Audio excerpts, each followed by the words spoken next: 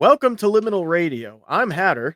And I'm Gray. Thank you for joining us on the Station Between Stations, where we delve into the greatest rabbit holes of horror. So, folks, we have concluded our first season and moved on to our second season. Now, you may wonder, there was no kind of hiatus, there was no pause. What's the difference between season one and season two? Well, first of all, we got a lot of great new ideas. Second of all, Hatter got a new microphone, as you can probably plainly tell. Very expensive new microphone, but it's actually not new. I've had it for years and I didn't have a. Anyway, we're getting off subject here. The point is, in season two, we're going to see higher quality, more ideas, and in fact, some more mini episodes in between the weeks. Absolutely. As season two starts, we're going to be looking at a little bit different structuring. We're going to try to get more content in between our episodes going.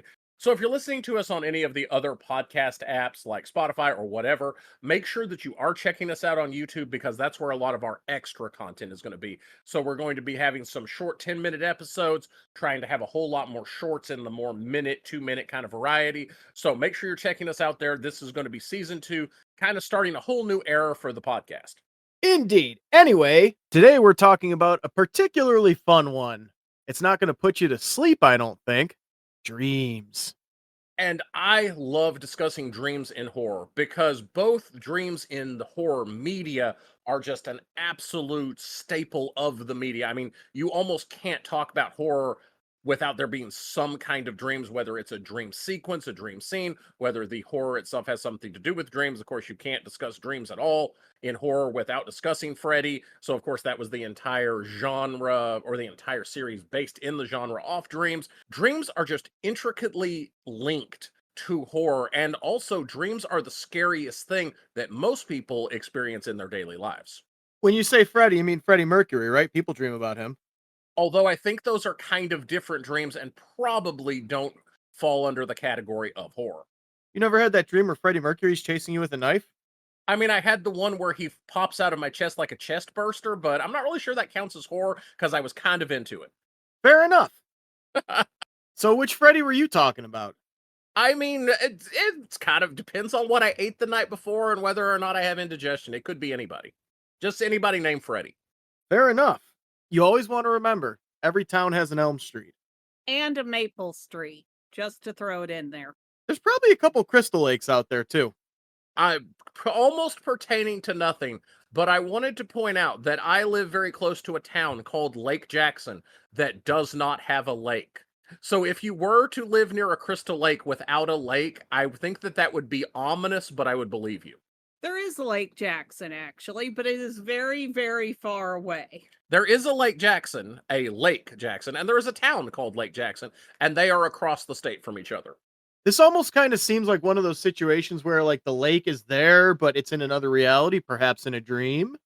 Perhaps the person who named the town had a dream about it having a lake while he was on whatever drugs he was on while he named the streets, because this is the same town that has an entire section of town that has names like the streets are called this way, that way, other way, circle way. So this is the same place we're talking about. This place may only exist in some kind of fever dream. But you know, lakes can be scary places. The ocean's a scary place, and I've had many, many nightmares about both. What's the scariest dream you ever had, Gray? I'll say the scariest dreams I've ever had are actually night terrors, because we're going to discuss night terrors more in detail in case anyone's not familiar with night terrors. Usually you wake, or you believe you wake up. There's actually a lot of debate over whether or not you're totally awake during a night terror, where you wake up or believe you are awake and pausing, where you wake up, but you are completely paralyzed. You can't move, you can't talk. And normally you believe something ominous is happening to you, whether there's a figure standing over your bed, a supernatural force looming over you. In my case, it tends to be more realistic ones. Like, for instance, my night terrors tend to be I wake up paralyzed, but can hear someone kicking down my front door. So I'm going to say that's probably the scariest ones I've ever had, because most of my scariest dreams tend to be kind of rooted in reality. Oh, for sure. When it comes to sleep paralysis, specifically, is when you can't move. I mean, it seems kind of straightforward, you know. Sleep paralysis, can't move. The common thought is that what happens is your body wakes up, your eyes are awake, but your brain really isn't. So it's still producing the images from your dream. Oftentimes, people can't get up during it. I know some people maybe can. I know some people who do. The only time I've ever had sleep paralysis or night terrors, I remember it very somewhat vividly, but the fact is I'm actually a lucid dreamer, and we're gonna talk more about that later because that's something I learned to do, and I'm sure some people wanna know how I did it. But anyway, in this dream or night terror, sleep paralysis episode, whatever you wanna call it, this, humanoid thing with slightly too long arms, completely made of shadow, just slid up from the, head of my bed and stared down at me. Now, the particularly unpleasant part about that is the fact that there was no head of my bed. The bed was right up against the wall. So, again, being a lucid dreamer and, half dreaming, half awake, I was able to surmise that that's not really there. I'm like, okay, you know what? We're not even going to deal with this. And I close my eyes. Then the thing starts shaking the bed. Now, my assumption is because I could feel myself shaking, is that I was doing that as part of the dream.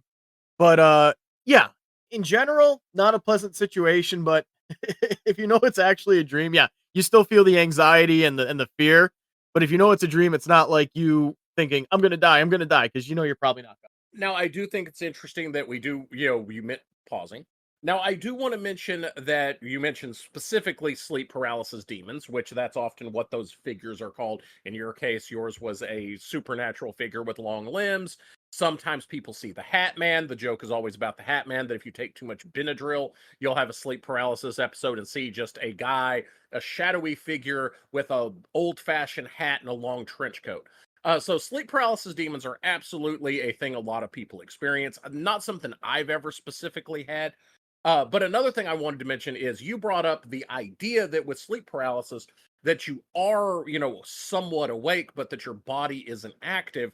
So you would have your eyes open and looking around, but that and that your brain's still providing these kind of quote unquote hallucinations.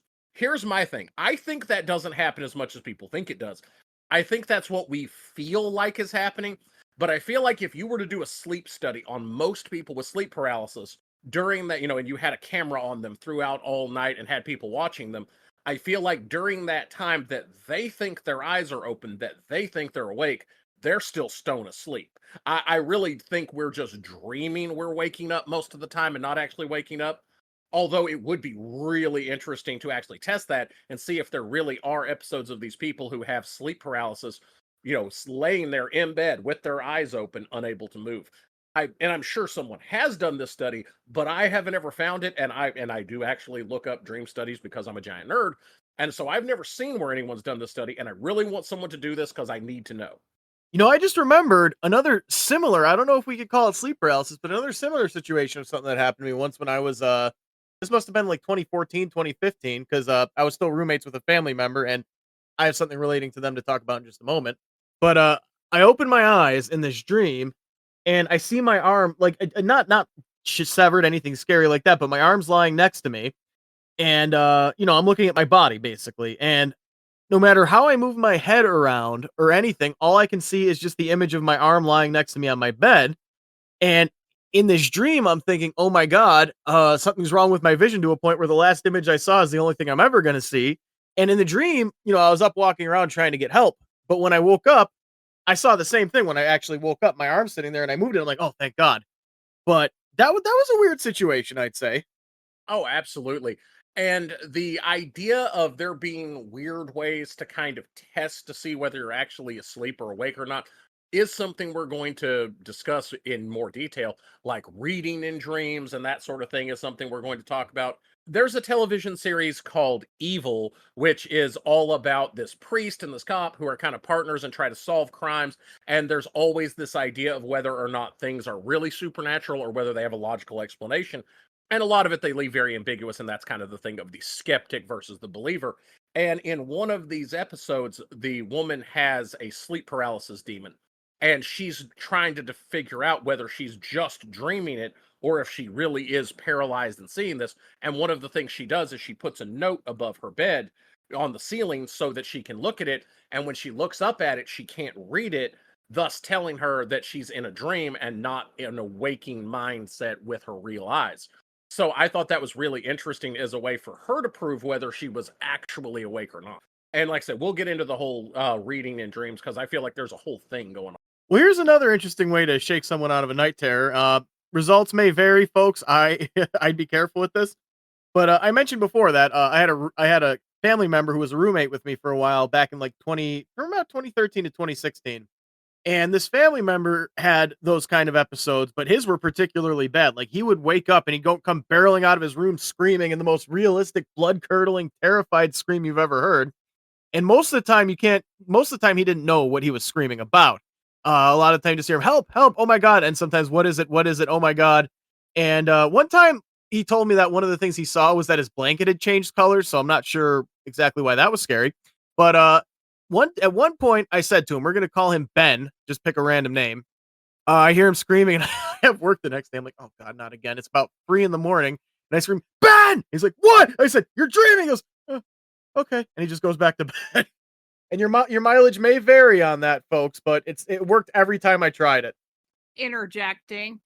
I understand sometimes in dreams, something that seems scary might not be in real life. Gray will tell you many a times about my dream with the goose. I woke up, I was convinced it was outside my window, and I was terrified. He was asking me, is it an evil goose? I said, no, it's just a goose. Was that an implication that geese are not scary? Because they are. I think it was more just that the goose, in its general existence, was terrifying. So, fun story. Did I ever tell you about the time I was attacked by a goose? No. I'll keep it short because we do want to get back to dreams. This is tangentially related, though. In this same time between 2013 and 2016, I worked at an insurance agency, and lately I've been having dreams where I'm working there again, so that's pretty terrifying. But I took the bus there, and there was a kind of, I don't know if you call it a flock. It's not a flock, like a family of geese, a mom and all of her little gooselings or whatever you call them. And I didn't know that the gooselings were a thing, but this goose approached me while I'm at the bus stop and goes, ah, and starts hissing. And by the way, this was the first time I found out geese could hiss. And I'm like, okay, back off, back off. And it charges me and starts biting at my leg and foot. And by the way, they can bite. Like it actually drew blood on my leg. So I hate to say this and I feel bad about it, even though it was a rude goose. I just reacted and I kicked it. And this goose lies there for a second. I'm like, oh no, did I kill it? And it gets back up and looks at me and hisses again and walks away like, fine, you win this round. Hey, the fact that the goose actually retreated and didn't fight to the death is unusual for a goose. Oh yeah, and I also have a goose that lives in the neighborhood that visits my backyard a lot. But back on track.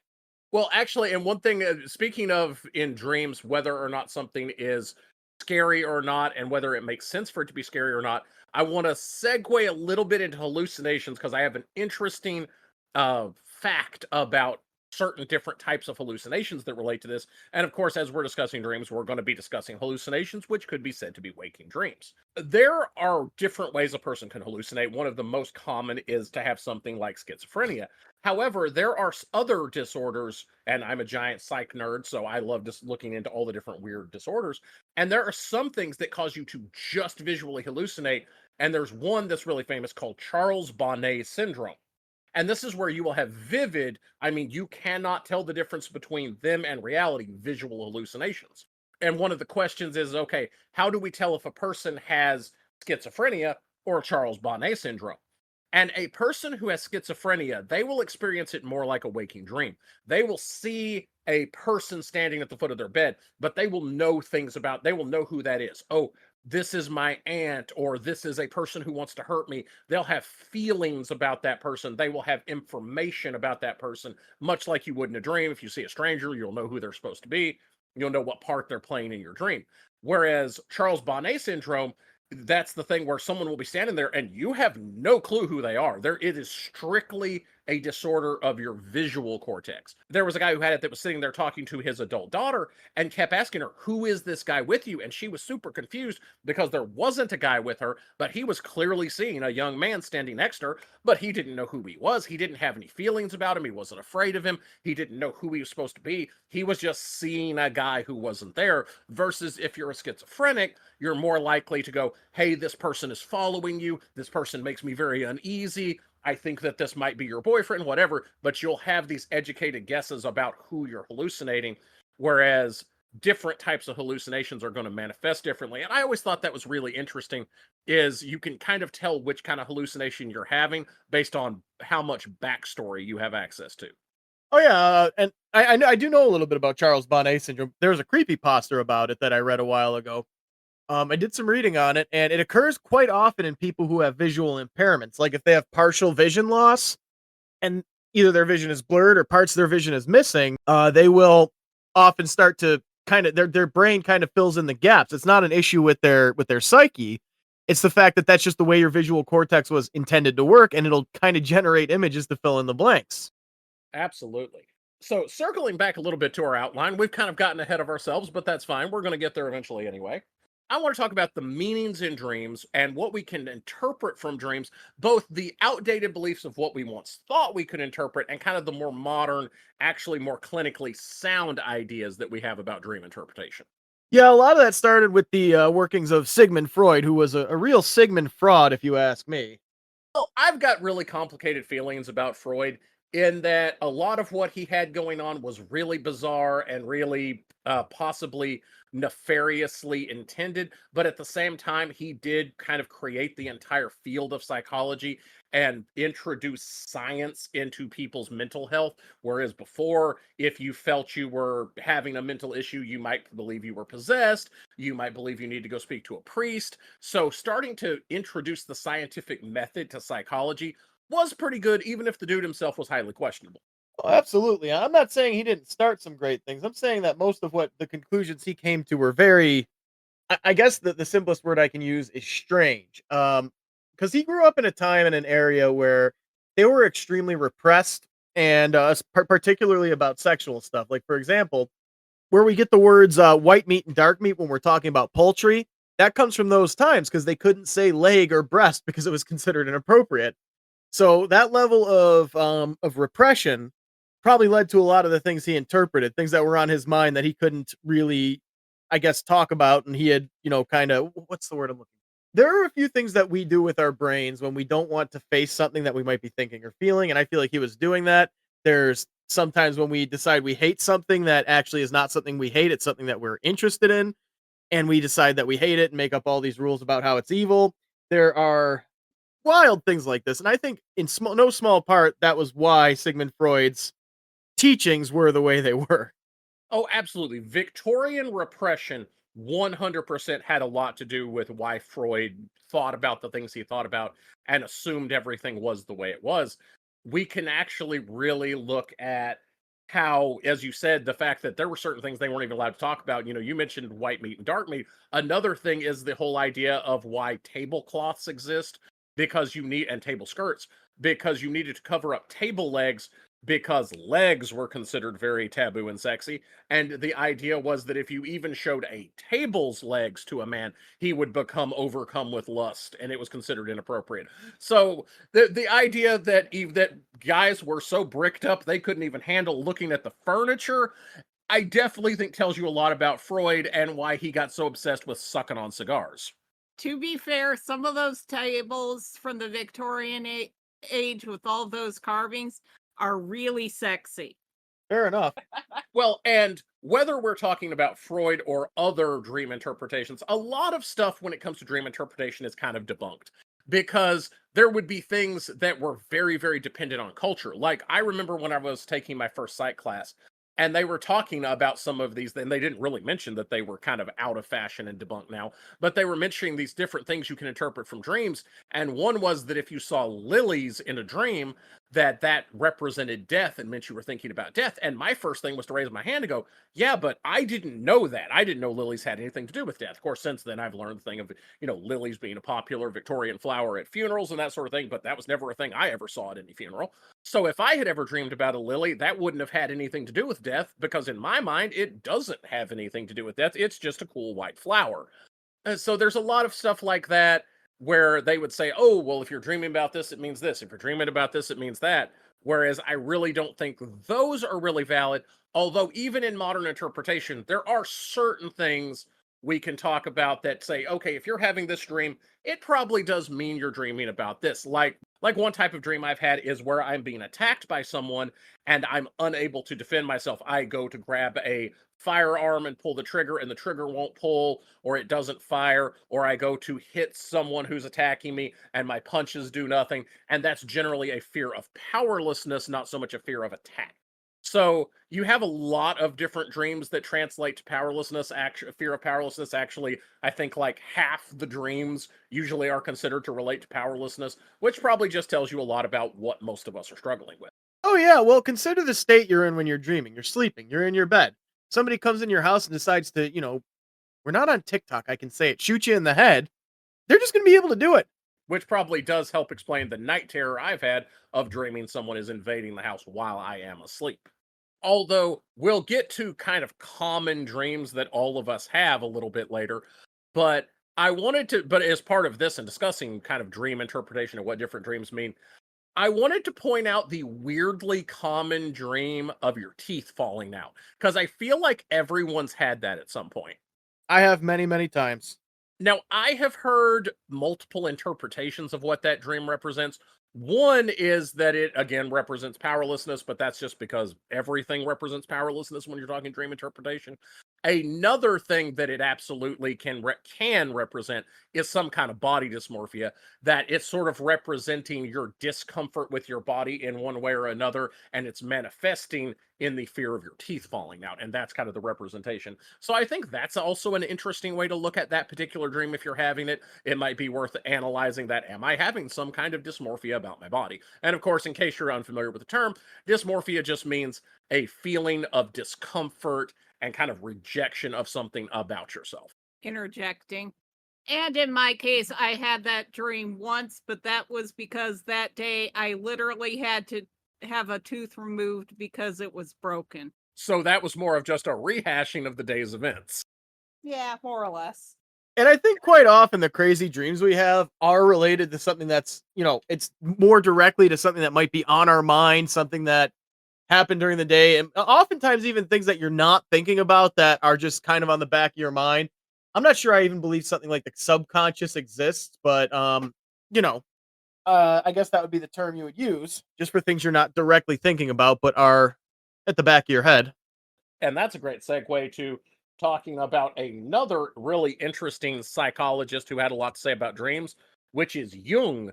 And Jung had a lot to say about dreams and especially about the unconscious, because while he had a lot of really cool dream interpretations that I feel are a lot more accurate, a lot of things about personalities and personality types and archetypes, I also feel like he got definitely bordering into the supernatural with things like the collective unconscious, the idea that kind of humans have this, we all have kind of this same unconscious set of thoughts and almost racial memory that we've inherited. It's kind of, weird how he did it. But if you ever read any Jung and kind of how he talked about this collective archetypal mythological pool that we're all drawing from for our dreams and for our psychological bases, I think it's really interesting, but definitely veers more almost into mysticism.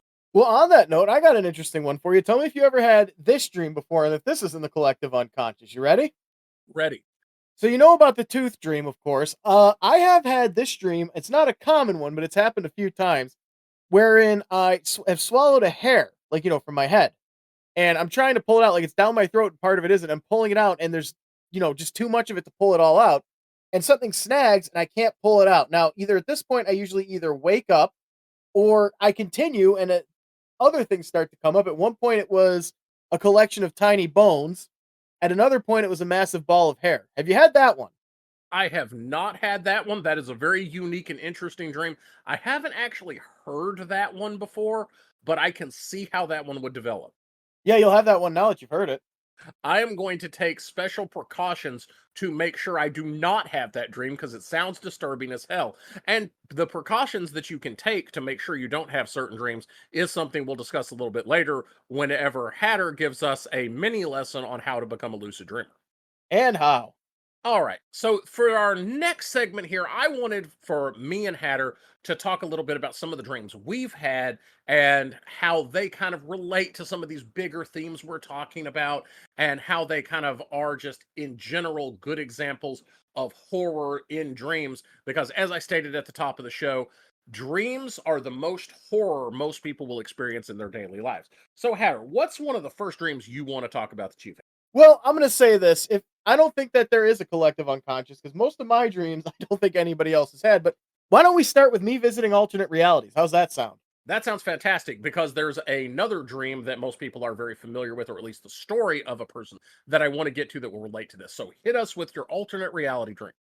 Okay, so this was around 2009, 2010. I know this because it was my first time going to college. It was the time I didn't graduate. The next time was the time I did. That was psychology, which explains a lot about me. But anyway, in this dream, I was in college, of course. I was going to a community college in Buffalo.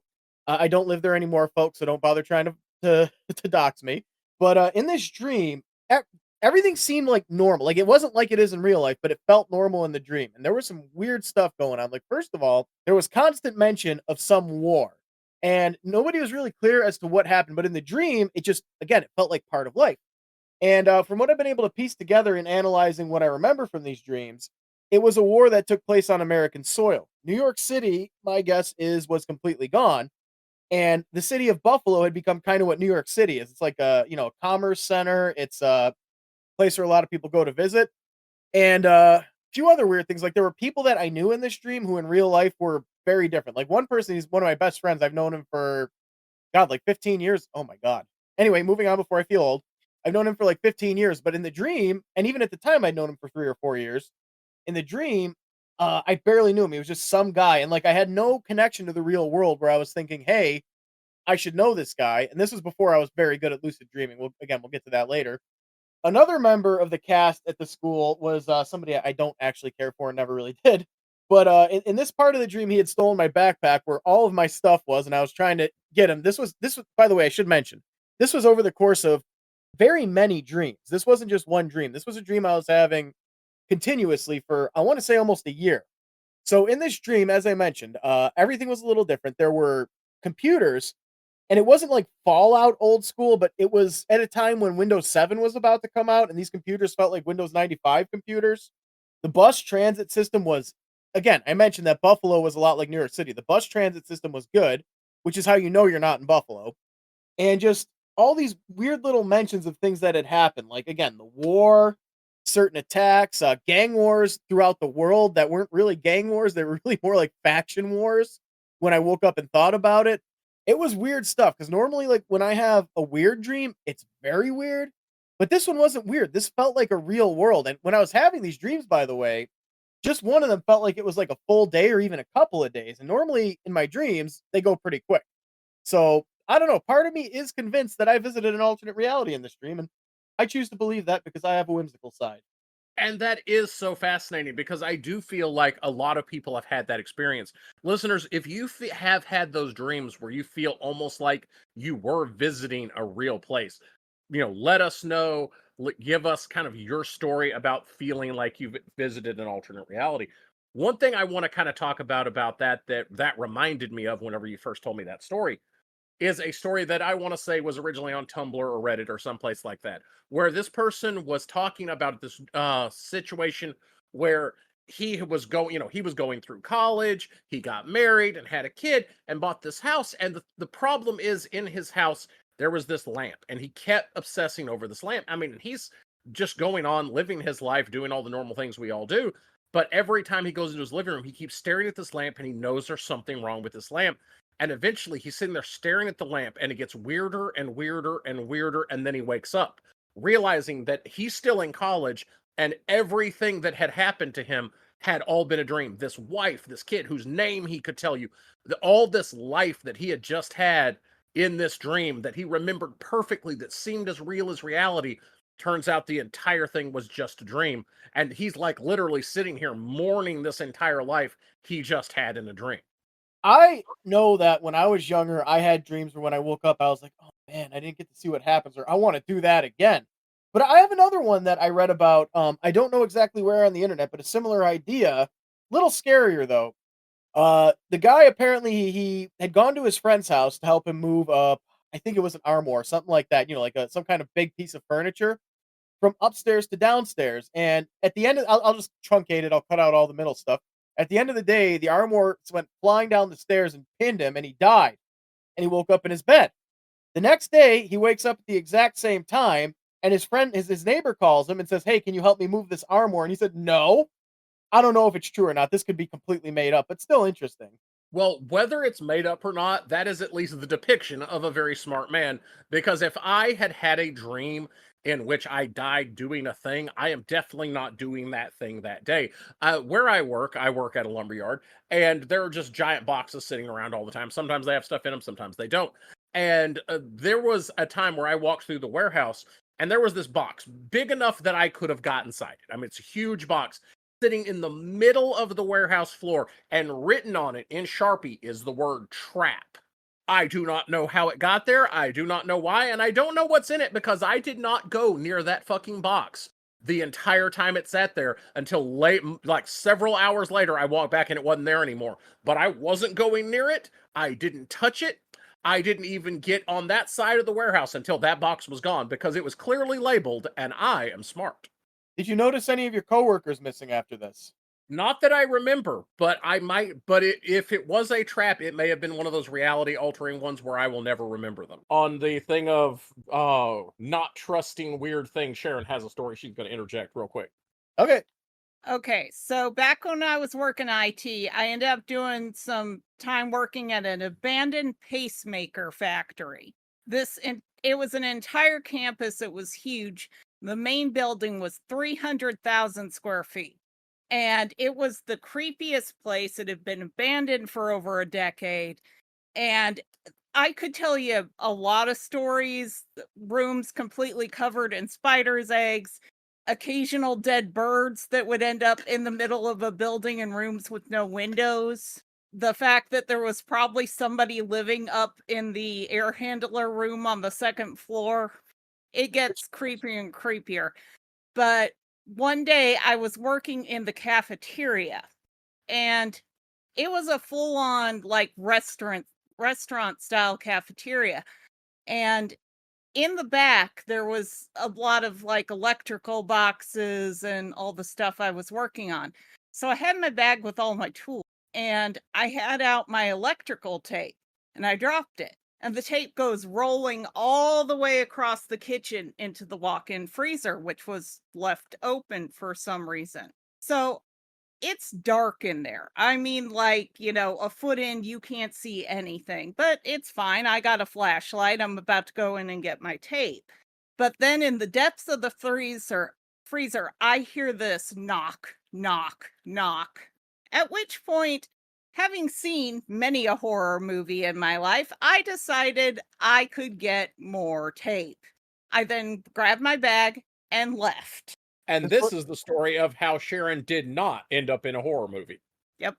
This was the smart decision because Bob, the guy who lives in the air factory or whatever you called it, was definitely in the freezer looking for snacks. There were so many horrible things there. I'm not even talking about the animal testing lab where they used to stop and restart the heart of dogs multiple times. Boy, that's Or really the getting. guy that died there. Okay, that's actually I don't know which one's scarier, reanimating dogs or the guy that died there.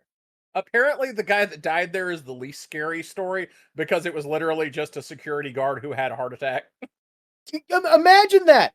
Going into the afterlife saying, yeah, I had a heart attack in a pacemaker factory.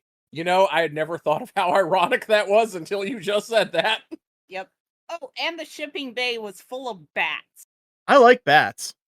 I like bats too, but if you're in a dark room where you are only seeing by a single flashlight beam and start hear them skittering above you, it does things to your blood pressure. I'd imagine so. I actually, at my old house, I kept bat houses up because they kept, they keep the bugs at bay. And I had names for all my bats. We actually have a lot of bats around here. I've never had them get in the house or anything, but bats are a very big part of the ecosystem here in the beautiful swamps of South Texas. Once a bat did get into my house. We'll save that story for the animal horror episode. That sounds like that would go excellent. So, Matt, did you have you had mentioned you had another story you wanted to tell us? Another dream you wanted to tell us about? Oh, I could give you millions of them. But this is an example of, like I was saying before, sometimes a dream is just something you happen to be thinking about. Maybe a movie you saw, maybe something that's been on your mind. I had a dream. This one's a little more recent. This was maybe a year ago when I got real heavy into analog horror, and still am, by the way. But in this dream, I was kind of like trying to turn on Hulu to watch something. I wanted to watch King of the Hill, which is the only reason I have Hulu. Anyway, I'm sitting there trying to start up Hulu, and it starts giving me warnings. Now, sometimes you'll get the thing that says could not connect or something like that. I got something like that, except it was just like 2 lines of text in the middle of the screen that says, "It is not working. Try another app," or something like that. And I kept on going back to it, and it kept saying that, and eventually the background of the screen turned red, and it said, "It will not work. Stop trying." And I was like, "Okay." And I've said before, normally in my dreams, I have my usual waking thought process. So if this happened to me in real life, I'd be like, "Okay, it's some kind of glitch." And that's what I thought in my dream. So I kept kind of refreshing it, and eventually it said, "Seriously, you need to stop for your own good." And I'm like, "Oh, this is getting scary." But of course I'm going to keep trying. It's just a TV set. And I kept refreshing it. Finally, the screen goes black, and I'm like, "Okay, I broke it." And I try to refresh one more time. Do you ever see that creepy picture of Patrick Starr on the internet, the realistic one? Oh yeah. So it didn't really look like that, but it was like a. I hate to say this is going to sound mean. I'm a fat guy. I can say it. It was a really, really fat guy sitting there, no shirt on, and like everything was in shades of red and black, like you see in creepypasta images. And he's just sitting there staring off to the side. And he turns again, like in an analog horror, it's just like an instant turn looking at me and says, "I told you to stop trying." And then, as I've mentioned a few times, I'm a lucid dreamer. And when that happened was when I realized I was dreaming. I was like, "Okay, we're waking up now." And that's precisely what I did. That seems like the kind of dream that could develop lore. A lot of my dreams could develop lore. I told you I've dreamed of an entire alternate realities, and a lot of the short stories I've written in my time writing were just dreams I had where I tweaked some things to make it make sense. And we got one of those to talk about soon too. And mentioning writing as it relates to dreams, there's actually a thing in one of my stories that actually comes directly just from a word being mentioned in a dream. Because I have a story called The Witcher Man Chronicles. And this is about kind of this guy who's a supernatural detective. Which, there's not enough of those in the world. But this is my take on that and kind of correcting all the things I don't like about supernatural detective stories. But anyway, I was having a dream at one point, and all it was I heard a voice saying, "Most animals are more afraid of you than you are of them, except for white Holocaust bees." And I woke up thinking of what the hell is a white Holocaust bee, and then wrote an entire short story in the Witcher Man series that culminates in finding out what a white Holocaust bee is and then being used to kill a master vampire. Should I ask what that is, or should I just read the story? You absolutely should read the story, and so should everyone else who's listening. It's on our website, the Gray Matters blog, but I will go ahead and tell you, because bees naturally, there's a little bit of fact of what something bees actually do here. They do something called fireballing, where they can.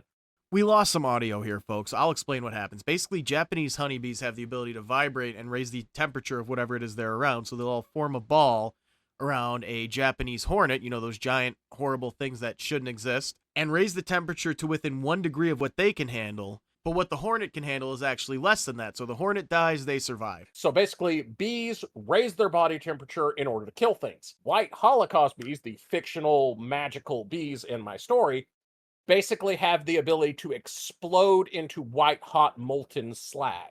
So the idea being that that's their kamikaze technique for defending their hive is to essentially supernova at you. And the main character, Daniel the Witcher Man, is a character who keeps a lot of supernatural plants and animals. And while he is being attacked by a master vampire, he goes into his garden, which he calls his deadly garden, and basically kicks the hive of white Holocaust bees. He himself is covered in a mixture that prevents them from killing him. These bees start swarming over her. They start bursting on her, covering her in this white hot slag, and then eventually enough of them swarm her and they incinerate her to ashes. So that it was what my interpretation of white Holocaust bees is. The part that came from the dream was just the name. That's pretty good. That reminds me. Well, it really doesn't, but while we were talking about this, I remembered another very strange dream I had this was before I could lucid dream too, and I can't tell you much about it, but this was actually, and it makes sense why this happened. It was during the October storm in Buffalo. Do you know what that was? Oh, yeah. Yeah, for those of you who don't, back in 2006, on October 13th at midnight, Friday the 13th, a big snowstorm hit Buffalo, and a lot of people were out of power for over a week because nobody ever expects that to happen like right in the middle of October. During this, I had moved between a few different houses because a friend of mine got power first, and I stayed with him for a few days. And I was at my dad's. Then we got power back, and I went back to my mom's. But I don't remember exactly when this happened. But I had this dream, and it didn't really have to do with the storm. It just had to do with like this entire block where I was living. Some kind of disaster killed a whole bunch of people, and I had the ability for some reason to go back in time and change something. And what I changed was the fact that the reason this disaster started, it was an explosion. It was because a little girl was playing with something, and it caused an explosion. Now, what I was told in this dream is that if I stopped her doing that, she would die, just her. But if I didn't, and this comes back to that stupid trolley thing, I hate that thing. But anyway, if she was stopped, again, she would be the one who died. If the rest of the neighborhood would live. Now, in the dream, there was somebody with me who didn't want to allow that to happen. It was someone from real life, but I'm trying to keep them anonymous. And the whole end of the dream was this them saying that girl died over and over again, repeatedly to me, accusingly, and that's when I woke up. So Hatter may or may not be a time traveler and may or may not be able to enter other worlds. We're going to keep this noted for whenever he eventually becomes a post-human deity. We can all agree that we were here in the beginning and he has to acknowledge us as his favored followers. Oh yeah, don't worry, I'll need somebody to do podcasts with, and I'll need someone to play V Rising with. We still need to do that. But anyway, Absolutely. And really we could go back and forth on this forever just talking about the creepy dreams. Although one creepy dream I definitely want to talk about is one I had when I was a kid, more for what it meant about my family dynamics, which is what I thought was the really fun part. Which, because like you said, a lot of our dreams just have to do with what we're thinking and things during the day. Well, when I was a kid, my dad was a police officer. And I had a dream whenever I was a kid that I had walked out of my room and there was this giant purple monster that was fighting. And the thing is, it and my dad, for some reason, were arm wrestling. And my dad had his gun, but they were arm wrestling, and the monster grabbed his arm, and whenever it beat him, it crushed his arm. And then, of course, I woke up. And I was telling my dad the story of this dream as a little kid, talking about, yeah, you were arm wrestling this monster and then it crushed your hand so you couldn't shoot it. My dad's very simple response to that was, well, that's unrealistic. I would have just shot it with my other hand. good answer. I loved that, and that is why I love my father, and it has a lot to do with the kind of person I am today. I mean, that's just the smart thing to do. Something's trying to kill you. It's a big monster. Shoot it in the face. You got a gun. Use it. Like I said, his entire thing was, that's unrealistic. I would have shot it with the other hand. Yeah, see, that's the reasonable response. I was just saying, I'm trying to think. I know I've had a lot of really freaky dreams, but I don't think we want to fill this whole thing. Maybe we'll do some shorts or some shorter videos of other weird dreams we've had. Absolutely. That in that case, that actually makes it a great time to kind of move on to discussing your dreams, listeners. One, I want to make this the opportunity right now. Let us know in the comments what kind of dreams you've had, what kind of interesting dreams you've had, and we can definitely discuss them as part of shorts or as part of another episode. So we want to hear about what kind of horror and scary dreams you've had. And kind of relating to that, the next thing we'll talk about is some common dreams. I want to know if you guys, we're going to kind of discuss some of the dreams that it seems like kind of everybody has had. And I want to hear whether or not you've had these dreams. So let's talk about a few of those. Discuss your dreams. By the way, there's a great album by this band called Fucked Up, called Dose Your Dreams. I recommend checking it out. But anyway, here's some of the common ones. Have you ever had a dream where you were naked in school? And I absolutely have, not only naked in school, but naked in various weird positions, various weird places. And one that I've also had that I know exactly what causes it, but I'll have the dream where I'm looking for some place to pee. And I desperately need to pee and I can't find a place. And so I'm like running around trying to find someone out somewhere out of the way to pee. I can't find a bathroom, or there's something weird going on in the bathroom. And so I'm desperately looking for a toilet. And it's like that episode from Animaniacs where Yakko is trying to find a place to use the toilet. I have to go potty. It's a potty emergency. Well, I can one up you on that. I've had those dreams, of course. Did you ever have the dream where you find a place to pee and you start peeing? I know where you think this is going, but it's not going there. No matter how much you pee, the urge is still there. And finally you wake up like, oh my God. And you have to run to the bathroom. So the other night I was having this weird dream where I ate a giant marshmallow. And when I woke up, my pillow was gone. I've done that. That's just a really old joke, but I felt that fit in this exact place. Did it Wait. make you down in the mouth? Bottom bump. You know, as far as jokes go, that one was pretty soft. Nobody's beating me on the puns. Not in this case. I don't know. I thought you guys would be a cushier audience. Well, I have no memory foam of that happening. And I feel that with that one, we have officially run out of all the good jokes. Yeah, we scraped the bottom of the barrel there. Go But ahead. tell me, has that ever happened to you where in the dream you do find a place to pee and it just, no matter how much you pee, you still have to pee? Oh, absolutely. Because, of course, usually it's because you have to pee in real life. And so, no matter how much you do in the dream, it's never taking care of it. Semi related in a weird way, but I do have a question. Can you taste things in your dream? Sometimes. See, when it comes to sensory stuff in dreams, things start to get a little weird. I can't feel pain in dreams, and I know this because I've had dreams where I knew I was dreaming, but I guess my body wasn't ready to wake up, so I tried to wake myself up once by face planting into the driveway, doing a belly flop, and I was like, "Okay, I'm definitely dreaming because I didn't feel that, but I'm still not ready to wake up." But as far as tasting things goes, sometimes. That I don't really have any further explanation of that. Just sometimes I can, sometimes I can't. See, traditionally, I always felt like I really couldn't. Like, occasionally I could drink something cold and I could feel the cold, but I really couldn't taste anything. And then, like, literally a few nights ago, I had this vivid dream of eating something salty, like very salty, like unpleasantly salty. And I could taste it vividly and it had me freaking questioning whether I was dreaming or not because I could taste it very vividly. And then I woke up going, holy shit, I would have thought that was real. It was so realistic. So I thought that was really weird. So apparently I can sometime. I think that's going to be the case for most people. It's going to depend on what you're eating and how well you know what it tastes like. Um, like here's a flavor that's like very vivid to me in my mind. It's like this old candy I used to eat. I believe it was blue raspberry, but blue raspberry doesn't taste like it does now. But in my dreams, if I'm eating that, it tastes exactly like I remember it tasting when I was a kid. Now I will reference something you said about pain in dreams.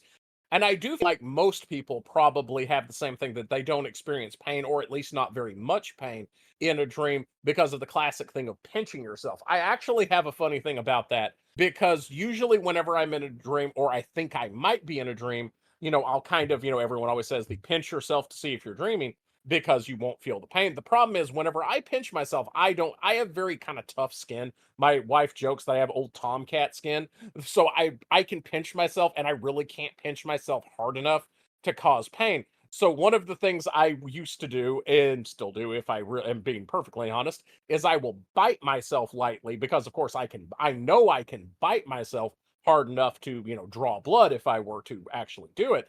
So and sometimes in dreams I'll bite myself till it hurts, and if it doesn't hurt at all, I know I'm dreaming. Whereas in real life, oh, hang on, this starts to hurt. So I realize that I am in real life, not dreaming. So I feel like the lack of pain being a test for dreams is a universal experience. You want to know something really funny? The whole pinch me thing or pinch myself thing. I never knew it was because in the dream you would know if you were dreaming because you didn't feel pain. I thought it was the pain of pinching yourself would wake you up. So that makes so much more sense now. Yep, that's actually I think that's a common misconception because no one talks about why you're supposed to pinch yourself in the dream because of course again in the dream you won't feel the pain. Interesting. And like I said, I actually use the biting thing if I'm kind of not sure whether or not. Usually on one little section of my finger, I'll bite myself lightly at first. Although my wife has joked about one of these days my hand's gonna fall asleep or something, and I'm going to bite myself really, really hard, thinking I'm dreaming. But you won't be dreaming. But I won't be dreaming. But because my hand has fallen asleep, I won't feel the pain, so I'll panic and think I'm dreaming. And that is the beginning of your cannibal arc because you will get a taste for human flesh. We are not going to discuss my teenage years and my obsession with Hannibal Lecter and the Silence of the Lamb movies. If I was gonna have, all I'm gonna say is if I was gonna have a cannibal arc, I would have already gone through it. Yeah, that makes sense. But circling back, the next thing on our list here is various school dreams, and I have a few I'm going to rapid fire at you. Absolutely. Have you ever had a dream where you were back in high school and you may have been failing classes, you may have just not wanted to be there, but by the end you realized I'm way too old to be in high school. Why am I here? I've had a little bit of that where I start thinking, wait, why am I at this semester of school? Or how much high school do I have left? And then go, wait a second, I think I'm done with school. So I've had an element of that. Let me ask you one, and I'm going to ask because I know this is a very common one, but I actually have never had this one, and there's probably a reason. Have you ever had any variation of the "I didn't study for this test" dream? Yeah, mine's really, really odd too. My I didn't study for this test dream is me getting ready to go to the finals of a class in college and realizing that A, I hadn't studied, two, I hadn't been to a single day of class in that entire semester. And I'm asking my professor, can I still pass? Can I still pass? And they refuse to tell me anything. And just other ones where like I realized that I should be at school and I'm not, and that I hadn't been at school for again a long period of time. So kind of. Well, I have never had the "I haven't studied for this test" dream, partially because, especially in high school, I was a terrible student and I never studied for tests. So even though I actually did fairly well grade-wise in some of the classes, just due to them not being especially difficult, I never studied even once. So the idea of panicking because I haven't studied doesn't make it into my dreams because I don't remember ever studying. Yeah, I didn't study a lot either, and I found that when I did study, I did worse because I focused on like one or two things I didn't think I'd be able to remember, and the things that I would have remembered naturally were kind of pushed out. So yeah, no, yeah. One thing I will say that I've had a dream of relating to both college and high school is because I always, and this tells you a lot about my anxiety and the type of things that actually bother me, is I always was very anxious about scheduling and making sure I was in the right place at the right time. So I often have dreams about being in a class or going to a class and trying to figure out where my next class is. And I can't find my schedule and I'm not sure if I'm late. And I know I wrote it down somewhere, but I can't find it in my pockets. And I had more of the anxiety about being to class on time than I ever did about actually failing the class, which again probably tells you more about me than I would want you to know. Yeah, I've actually had the dreams where I can't figure out what classes I'm supposed to be in as well, where I didn't have my schedule. Here's one really weird school related dream I had that I'm just remembering now. This isn't even on the list. I had this dream where I was in a class called it was something like basic home skills or something like that, and it was like, cooking and cleaning and like, things that you would actually need in the real world. But the professor hated me, and she was actually a professor of my music classes who was the probably the meanest, most strict professor ever, but for some reason liked me, probably because I had natural talent for music and she didn't have to teach me much. But she was teaching that class, and we were learning how to prepare a peanut butter and jelly sandwich if your bread is stale, which you know what to do, right? I would say toast it. Yes, you toast it. And I made it, and I'm trying to get her to come over and check my work. And like, the bread's hot, the peanut butter is gonna melt off. And when she finally gets over there, the peanut butter's melted off. She's like, "You're gonna fail this class." And I'm like, "Wait a minute." And this is where, again, this was where I started learning to lucid dream. And I'm like, "This is a dream. You wouldn't be teaching us how to make a peanut butter and jelly sandwich. You're the freaking music teacher." And she smiles and nods. And I said, "Okay then." And went headfirst out the window and started flying. And that's when I woke up.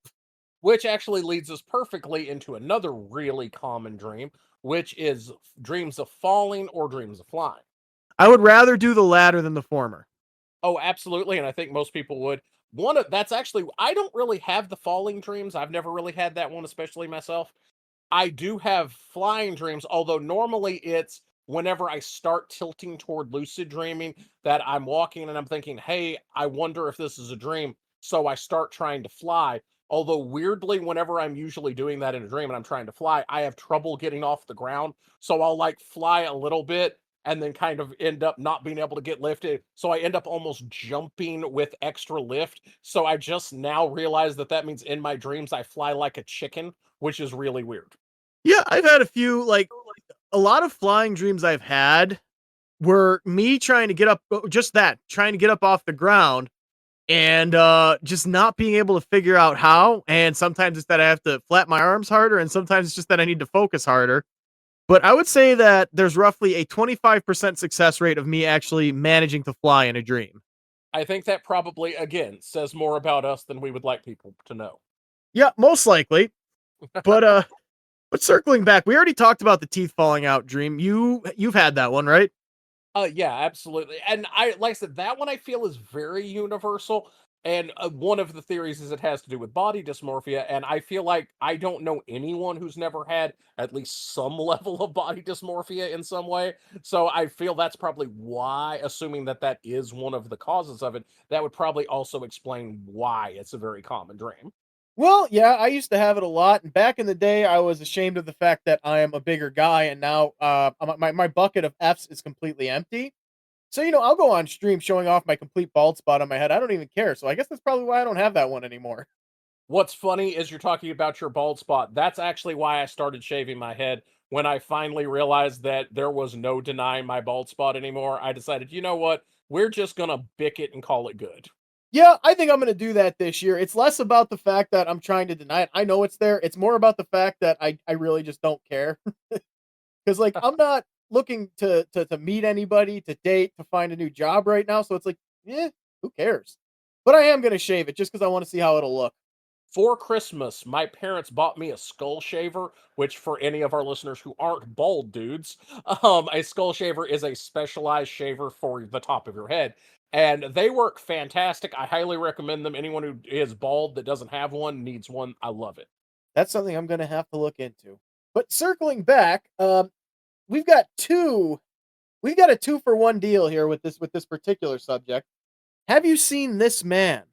I, of course, have never seen this man, but it kind of relates to a creepy pasta slash internet thing. So, Matt, I want you to go ahead and tell us about the phenomenon of this man. So there was this alleged story going around of a bunch of people reporting to their psychiatrists and psychologists that they were seeing a particular man. Now, if you search this man creepypasta or this man dream, you'll find it. I have no doubt that you will find it, unless we slipped into an alternate reality where it doesn't exist and we're starting it now. But the idea was that everybody, and this comes back to the Jungian idea of the collective unconscious, that everybody saw this guy, and some people thought he was protective, some people thought he was evil, some people didn't feel comfortable about him. I just felt that, he needs to shave the middle of his eyebrows. But yeah, this man. Now, it turns out that, as I said, this was a hoax. The whole thing was either a social experiment, depending who you ask, or B, the beginnings of somebody trying to write a movie and some kind of viral marketing. But there's really, honestly, there's one of two men that people have reported commonly seeing both in dreams and in hallucinations. So you'll be lucky if you see this man. The other guy's the Hat Man. And the Hat Man is really interesting because he is specifically tied to taking Benadryl, which is an antihistamine and sometimes used as a sleeping aid. And again, I actually mentioned him earlier at the top of the podcast, where he is usually a shadowy figure wearing an old-fashioned hat and a trench coat. And there is, of course, the joke: you take too much Benadryl, you'll go see the Hat Man. There's even a viral video of a horse being given a carrot studded with Benadryl for supposedly some kind of horse related issue. And people joking about, oh my God, that horse is going to see the Hat Man so hard. Oh yeah, and remember that horses are huge, guys, and it takes a lot of Benadryl for it to affect them. But I just feel like I need to do a little aside here, guys. Don't try the whole Hat Man challenge or the Benadryl challenge thing. People have died from it. Don't screw around with drugs. It's just a stupid thing to do. You're gonna end up getting sick. You're gonna end up getting killed. Drugs are not a joke, except for maybe weed, and I don't know where that's legal or illegal, so I'm not gonna condone it or condemn it. It's legal in my area, but I don't use it. But the point being, guys, don't screw around with drugs. People have died. But anyway, all that aside, guys, just don't. The idea comes back to the collective unconscious and the idea that more than one person has seen this Hat Man. Now, the idea is a guy in a trench coat with empty looking eyes and an old looking hat and, all that sort of stuff. It's probably something that we have all got some kind of fear of, the creepy stranger and all that. For a second, open your imaginations. Imagine this idea that there are things in our, as we may say, genetic memory, or even, are you familiar with the term, the noosphere, Gray? Yeah. So imagine there's this thing, and I always ask, but I end up explaining what it is anyway. Anyway, the noosphere is this idea of just that, the collective unconscious. It's everything that humanity knows. And people have natural fears of certain things. Like I had friends and my brother who would often talk about the fact that we have a natural fear of a certain type of face that we see on the internet, sunken eyes and teeth that are wrong. And it's like, Okay, but that's not scary because of the collective unconscious. That's scary because it looks really unnatural. But then there's the idea of the uncanny valley and this idea that and again, this isn't the case, but a lot of people think that means we have to have evolved to develop a fear of something that looks human but isn't, and that there was probably some human like creature that was hunting us back in the day. Once again, that's probably not the case. The case is the fact that your brain doesn't know how to process it, so it makes you feel uncomfortable. It's the opposite of an evolutionary tactic. It's like an evolutionary failure. It's part of your brain that doesn't know how to process something. But I'm sorry, you were about to say? Oh, I was going to say that if we wanted to test the Hat Man idea of whether or not this is part of the collective No, unconsciousness, whether, no. Wait, I'm sorry. What were you going to say? and nothing bad, and I don't have the ability to perform this particular experiment where it does not involve me taking lots of Benadryl, it's okay. Okay, don't do drugs, kids. Continue. What we would do, because I have a very scientific method mind, I'm very experimental in my mindset, and that's how you would tell if something is real, is to perform an experiment. What we would have to do is we would have to take someone who has never been exposed to this style of clothing, someone who has never seen an old-fashioned kind of, Western or fedora or whatever tile hat, someone who has never seen a trench coat. So we're going to need to take someone like Sentinel Islanders, people who are very isolated from the modern world and have never seen this style of clothing, and then we would need to give them Benadryl and see if they could see the Hat Man. That would be the test to see if this is the collective unconsciousness or if it's just us all drawing from a common experience most of us have had. That would be the experiment, but once again, I'm going to make clear that we are not endorsing the idea of giving native people any kind of drugs to see if they see a man with a hat. That would be wrong. Absolutely, this was more theoretical. I am absolutely not advocating for abducting native islanders and performing medical experiments on them. For one, that's already been done. That was actually a big thing of why. For people who may not be familiar with Sentinel Islanders, they're one of the few tribes that has still not been contacted at all. That's because anyone who shows up on their island, they kill them. And one of the reasons they do that is one point British people, British explorers, quote unquote, did show up on their island and basically like abducted some of their children and did some really messed up stuff. So ever after that, anytime anyone has shown up, they kill them. There was actually a famous thing of like this young American missionary who went there who got killed. So yeah, no one is suggesting we do this because it's already been done and it was a terrible idea. Yeah, the missionary. I do remember that. I think that's a case of what do the kids call it? I'm going to go with fuck around and find out. And you win the daily double. And so I want to hit one more common dream that I think everyone has had, which is the waking up over and over again, where you wake up in the morning, go to start getting ready for your day, and then you realize you're still sleeping and wake up again, and possibly do that multiple times. Is that ever a dream you've had, Hatter? Have you ever eaten breakfast? I have that dream all the time. And here's the problem with it. When you're a lucid dreamer, it's worse because when you realize you're dreaming and try to wake yourself up and you wake up into another dream, you know that you've woken up into another dream most of the time. And it's like, come on. And it's not scary or like painful. It's just annoying. Yeah, my experience with it is more of just kind of the annoying thing of waking up and then waking up and kind of thinking to myself, how many times am I going to have to do this stupid ass morning? I did at one point when I worked at that insurance agency.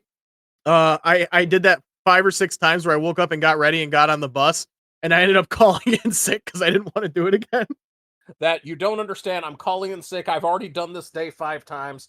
Screw this. I'm not doing it again. Well, the great thing is I have IBS and a doctor's note, so I could, all I said was, my condition's acting up, and as long as I didn't do that too often, they didn't give me a hard time about it.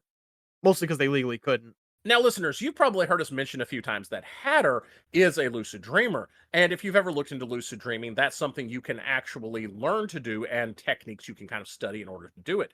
And you can do it naturally to an extent. I can do it naturally to a certain amount, but I've never put in the work to get really good at it. So since we've been talking about it so much, I thought you guys might appreciate if Hatter shared some of the ways in which he got really good at it so that if you were interested in it, you could start on your own lucid dreaming journey.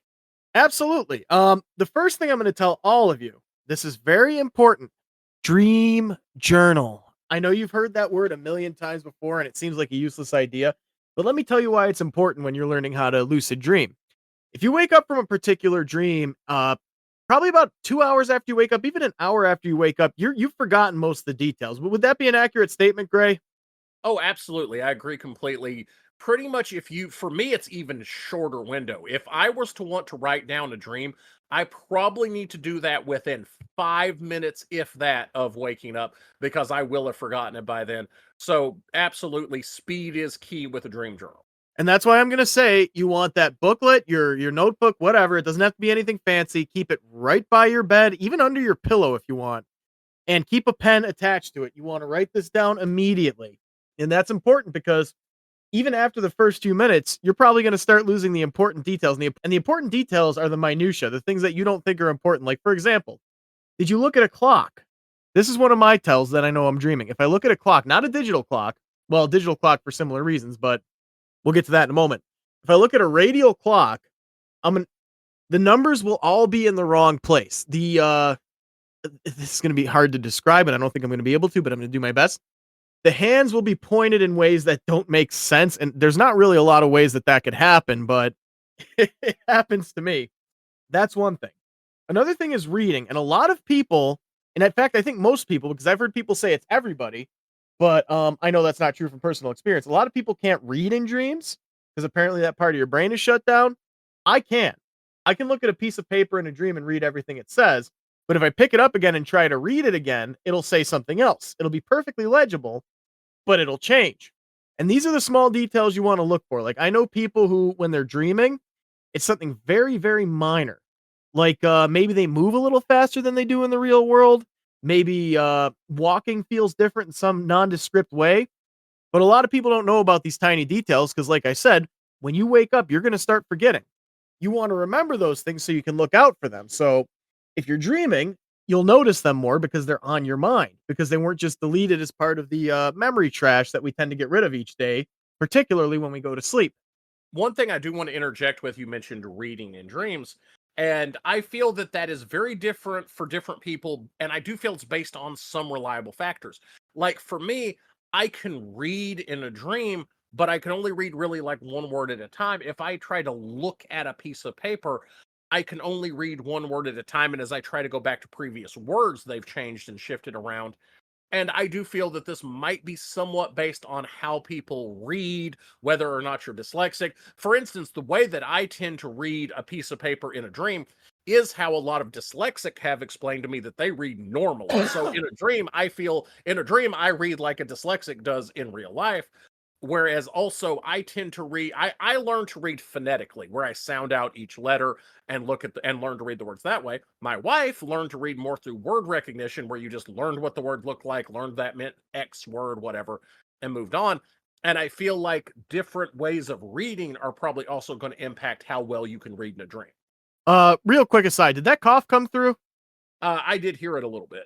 Sorry, the mute button I forgot takes a second to work because the interface. But anyway, yeah, and the funny thing is, I am actually dyslexic, and that's how I recognize words. I recognize them by their shape. It's not even looking at the individual letters. Like, I see the word hello, I know how that's shaped. I'm like, okay. And I've gotten very good, actually, strangely enough, and oppositionally, I've gotten really good at speed reading because of that. Which is really funny, actually, because my wife and I, she's not dyslexic, but she reads the same way you do, kind of by, again, likes the shape of the word. And I read, like I said, I, of course, as I have become a better reader since I was a kid and learned to read by sounding out words, I read, I don't have to sound out each word, but I still look at all the letters when I read a word. And as a result, my wife is a much faster reader than I am. I'm actually a very slow reader, but I have amazing retention, whereas she tends to have a higher error rate where she might read a word wrong because she's kind of going by the shape of the word. And she can kind of, basically, I have higher accuracy, she has higher speed. Yep, I'm kind of the same way where I'll make more mistakes than some people do, but yeah, I've gotten pretty good at it. But anyway, circling back, we were talking about methods for lucid dreaming. Now, another thing I'm going to tell you is wherever you sleep, have something there that you look at every night before you go to bed, like a painting, a picture. Even if it's something, it's not something that's already there as of you starting to learn how to do this. Add something. Because oftentimes if you're dreaming and, for example, you're in your room or in your house, and I would say even go as far as do this in every room of your house, hang up a different picture, put up a decoration, make sure that you acknowledge this extra thing every time you are in that room. You want in your mind that that is there and it wasn't there before. Because oftentimes, and this is just speaking from my personal experience, if I'd have a dream where I woke up and I'm in my room, it would look like it did before, like I added something. I noticed this. I put up a Rush poster when I was first learning how to lucid dream, and oftentimes when I'd wake up in my room in these dreams, the poster wasn't there because my brain was kind of conjuring up an image of my room as I remembered it. So it's important to remember that. And when you go into a dream, if you wake up in your room or anywhere in your house, say, "Is that object there?" And your brain will remember that should be there, and it isn't. I must be dreaming. I do Just- want to interject. Of course, we always interject and go off topic a little bit, so we're going to do that some more. When you mentioned how you remember houses and where you live, I kind of backtracking to the common dream elements. Do you often dream about you being in a house that is weirdly an amalgamation of every house you've ever lived in? Because I have that a lot where I'll be dreaming that I'm in a place, but it's a combination of this house that I lived in when I was 5, this house that I live in now, this aunt's house that I visited once, and it's like every room is just connected to rooms that have nothing to do with it, where the house is a giant amalgamation. I have had those. It's not super common. Typically, my house looks like my house when I'm dreaming, but something's different about it. Like, for example, at my old house where I lived before, there was a big window in my room, and all you can really see out that window is the house in front of us. But in the dreams I was having, you could see this big backyard. That other house just plain wasn't there, or there'd be a different building across the street. And that's another thing that sneaks up on you is things that seem normal. Just be very aware of your surroundings and make a mental note of everything that is everywhere within reach of where you're dreaming. Yeah, another thing I had a lot, especially in the past, was to wake up and be laying in my bed thinking about going back to sleep and realize in my childhood bed and wondering why I'm in my childhood bed because I'm a grown ass adult. And then, of course, I would wake up. So, but anyway, that was just a little bit of an aside. I was wondering if everyone else had that one. So, back to techniques for lucid dreaming. The next thing is the dream journal. Now, you don't, well, we're going back to the dream journal, I should say. You also don't want to just write it down and forget about it. You want to read it later and you will remember these dreams. So if you have a particularly scary dream, I'm telling you now, you want to do this every night, the dream journaling thing. But if there's something you don't want to remember, I'm not going to judge you for leaving it out, especially if it has nothing to do with something you could identify as a dream. Because I think, for example, if you see a giant demonic crab wander into your room and rip your arms off, that doesn't typically happen in real life unless it's Tuesday. Anyway, you want to consult the dream journal fairly often. Check it during the day, read it, think about what you've dreamed about. And most of all, before you go to bed, you want to remind yourself that it's there. So if it's on your nightstand, reach over and touch it and say, okay, it's here and it's ready. It's under your pillow. Do the same. You want to journal every dream you have, except, like I said, if there's something that's particularly traumatic and you really don't want to remember it, I guess maybe leave it out. But, again, I wouldn't. Well, and that's your mileage may vary because not so much related to lucid dreaming, but one of the techniques I was taught is that if you have an especially bad nightmare that's recurring and you don't want to have it again, that actually one of the ways to help you not have it is to talk through it with someone, telling them all the details.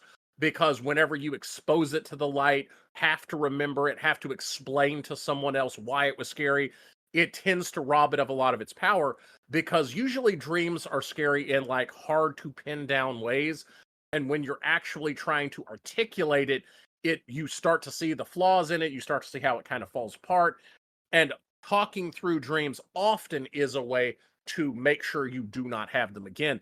So there's kind of your mileage may vary. Sometimes actually journaling a dream might make it worse and might make it more recurring. It might also make it go away. So it's kind of, you just have to check and see what works for you.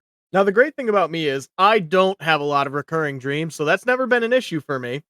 So again, maybe you're right. Maybe it is a good idea to write those down because, and again, you'll see the ridiculous things about it. Because I remember having dreams, and we talked about this a little earlier, where something in a dream might not be inherently scary in the real world, but you'll freak out over it in the dream. I've had dreams where, for example, I was being chased by a walking. This is one of my favorites. This was when I was real young. I think it was even my first nightmare. There was a walking skeleton that lived in my closet. Now, that's pretty scary. In the dream, he was wearing kind of a pool floaty around his waist, like, with a little duck's head on it. Now, in the dream, that was the scariest thing in the world to me, but, you can kind of surmise that it's not that scary now that I've told you what it was. And those are the type of things that often, if we talk through a dream, that we start to realize is, now that I'm trying to explain it to you, that is silly. Versus in the dream, when you're just picturing it, you're just getting the emotions that are attached to it. Exactly. Now, the last thing I'm going to tell you is when you're trying to learn how to lucid dream, you want to become more active in your dreams. So, kind of inducing a dream can be really difficult. I've heard people say things like, when you go to bed, you tell yourself, "I will dream tonight." I'm pretty sure that doesn't help you. But if the thought is on your mind that you want to remember your dreams, again, remember I said touch the dream journal, make sure you know it's there. That way, the thought of dreaming is in your brain. Think about things that you've dreamed about before. Really give some thought to maybe that book you're reading, or no, nobody reads these days, to that movie you're watching or that Netflix series you're watching. Even dreaming about that is a way to exercise that muscle, of journaling things that seem off or seem weird.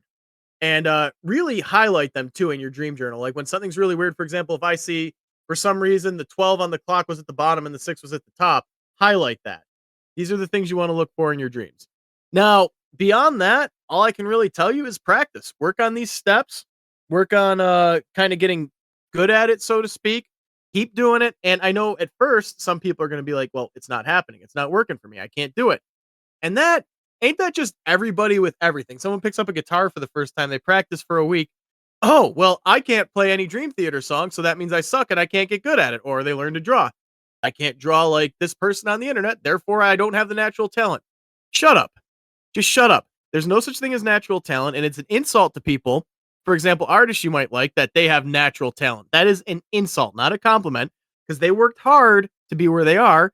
And just like anything else, you need to work to be able to do this. I had no natural talent at it. I learned how to do it. And people just need to drop that attitude that, oh, I just can't do it, because not only is it ridiculous, but it's insulting to people who can. But I think that's Well, about all I got on the matter. Well, to quote Adventure Time, sucking at something is the first step to being kind of good at something. I feel that's a very important thing. As a writer, a lot of people start writing and they realize, oh my God, this first thing I wrote is terrible. And I'm like, yes, it's supposed to be terrible. It's the first thing you wrote. That's its job, is to exist and be bad so that you can improve it and do better next time. Everything requires practice. There's this really fantastic web comic that I love where it's this woman talking to a person who is a writer or an author. Well, is a writer and an artist. It's the author of the web comic, and talking about, oh my God, you're so good at drawing, and them saying, thanks, it was practice. Gee, I wonder how you got so good. Practice. I'll never understand why some people are just good at this. Practice. I guess it's a gift from God. It's practice. But yeah, and it's kind of entitled to think, oh, I got to find my talent. I got to find something I'm just good at. No, you got to work on it like the rest of us. Get your head out of your, you know what? It's not TikTok. I can say it. Get your head out of your butt. But anyway, yeah, that's about all I got on the subject of lucid dreaming. Beyond the things I just told you, which they're going to seem like gimmies when you hear them, but I guarantee you, most of you never even thought of any of it. It's one of those things that it seems so obvious when you hear it, and it's like, why didn't I think of that? But yeah, give it a shot. Let us know in the comments too. Are you going to start to lucid dream? Tell us in the comments later. Come back later when you've practiced these things and tell us what kind of success you've had. Absolutely. And now I want to move on to one thing that I find really interesting, which is myths and folklore about dreams. So, I mean, there is just a ton of myth and folklore about dream.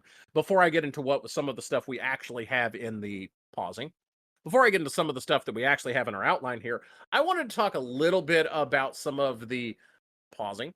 I wanted to talk a little bit about premonitions and foretelling and different things that people have about dreams and kind of what they can mean. Because there's a lot of things where people will say, I mean, I'm sure we've all heard stories of someone saying, I dreamed that my grandpa would die and then he was dead the next day. Or because, of course, there was also things that, like, if you dreamed about a bird, that meant someone in your family was going to die. So there's definitely a lot of folklore about dreams and kind of what they mean. We talked about the interpretations of them through a lens of like psychology, but it's important to remember there was also more of a supernatural interpretation to dreams too. Again, I just take a moment to talk about that too. I've heard people talk about the fact that they had a dream a relative died, and usually it's a grandparent, and then they died. Um, I know I'm not, I mean, I'm a skeptic, but I'm not somebody who just doesn't believe in the supernatural. But let me tell you all something about this dream. First of all, people say it happened the next day. It probably didn't. You probably had the dream another time and you're remembering it wrong. Second of all, I know this sounds really grim, but that person you were dreaming about was old and it was likely going to happen soon anyway. So you probably didn't have a premonition. I know that that's really kind of, what's the word? Kind of mean to say, but I'm a skeptic and I kind of hate hearing people say things like, oh, well, it must have been magic. No, it wasn't. There's a perfectly logical explanation and it's not even that hard to find. Well, it's a confirmation bias. You probably have had a dream about a grandparent dying before they died, and you just didn't think about it because they didn't die shortly after, so you put it out of your mind. And the one time that you did dream about it and they did die, of course your mind recorded it and didn't think of all the other times that were a false positive that you did dream about it that they didn't die. So confirmation bias is a real thing. It is. It very much is. We see it all over the internet. Absolutely. Now, one thing that's one of my favorite types, and I have an entire thing to go on with this, is incubi and succubi. Now, of course, in case people aren't familiar, this is different dream demons that would invade people's dreams in folklore. I believe the correct term is dreamins. I do not believe the correct term is dreamins. Well, too bad it is. But incubi and succubi at one point were not particularly sex related, but at this point, they have definitely, especially in the folklore, come to represent, or in the popular culture of folklore, come to represent sexual demons and the demons that are kind of the explanation for sexual dreams, wet dreams, that kind of thing. Now, people tend to think of incubi as male and succubi as female demons, but when you translate what the term means, incubi means to lay on top of, and succubi means to lay beneath. So that literally means that incubi are tops and succubi are bottoms. Which can be in any gender. No judgment here. But this reminds me. Do you remember an old TV show called China, Illinois? No. This was an Adult Swim show, and as you may guess, it's really weird and surreal and just plain ridiculous sometimes. But there's an episode where one of the characters wants to become a stand-up comic, and literally some magic happens where he starts talking out of his rear end. And it turns out he's possessed by a demon called a succubus. That's And the I whole think and I think we all need to spend a moment just reflecting on the phrase succubut. Yeah, and y'all need to watch China, Illinois. Seriously, it's one of the best shows that ever didn't get a fourth season. And of course, one thing talking about myth and everything that we need to at least touch on is the whole Sandman thing, where, of course, got the term from the sand in your eyes, which is just the mucus from your tears while you sleep, but had the idea that there's the person that comes around and sprinkles sand in your eyes to make you sleep. I'm not actually sure how old that is. I know there's the perception that's a very old myth, but I kind of have a vague notion that it may not be as old as people think. Yeah, for a moment, I'd like to snap back for a second, though, because we were talking about demons, right? Absolutely. You know what else has demons in it? What else has demons in it, Hatter? Hell of a Boston Has-Been Hotel. All right. Hatter, you cannot keep bringing up Has Been Hotel and Hell of a Boss in literally every episode. Okay, hang on. I'm going to make you a deal. If we give you a whole episode, we just do an entire episode about Has Been Hotel and Hell of a Boss, will you stop bringing them up in other episodes? I will stop bringing it up in every episode. Okay, I realize that's a big ask. Will you slow the fuck down on bringing them up in every episode? I'll do that. That I think I can handle.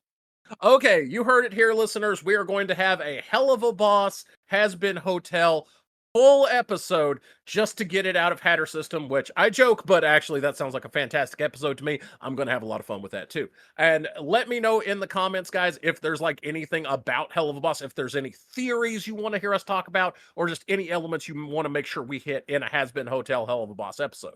Also, who's your favorite character? Yes, absolutely. Tell us who your favorite character is and why it's Alistair.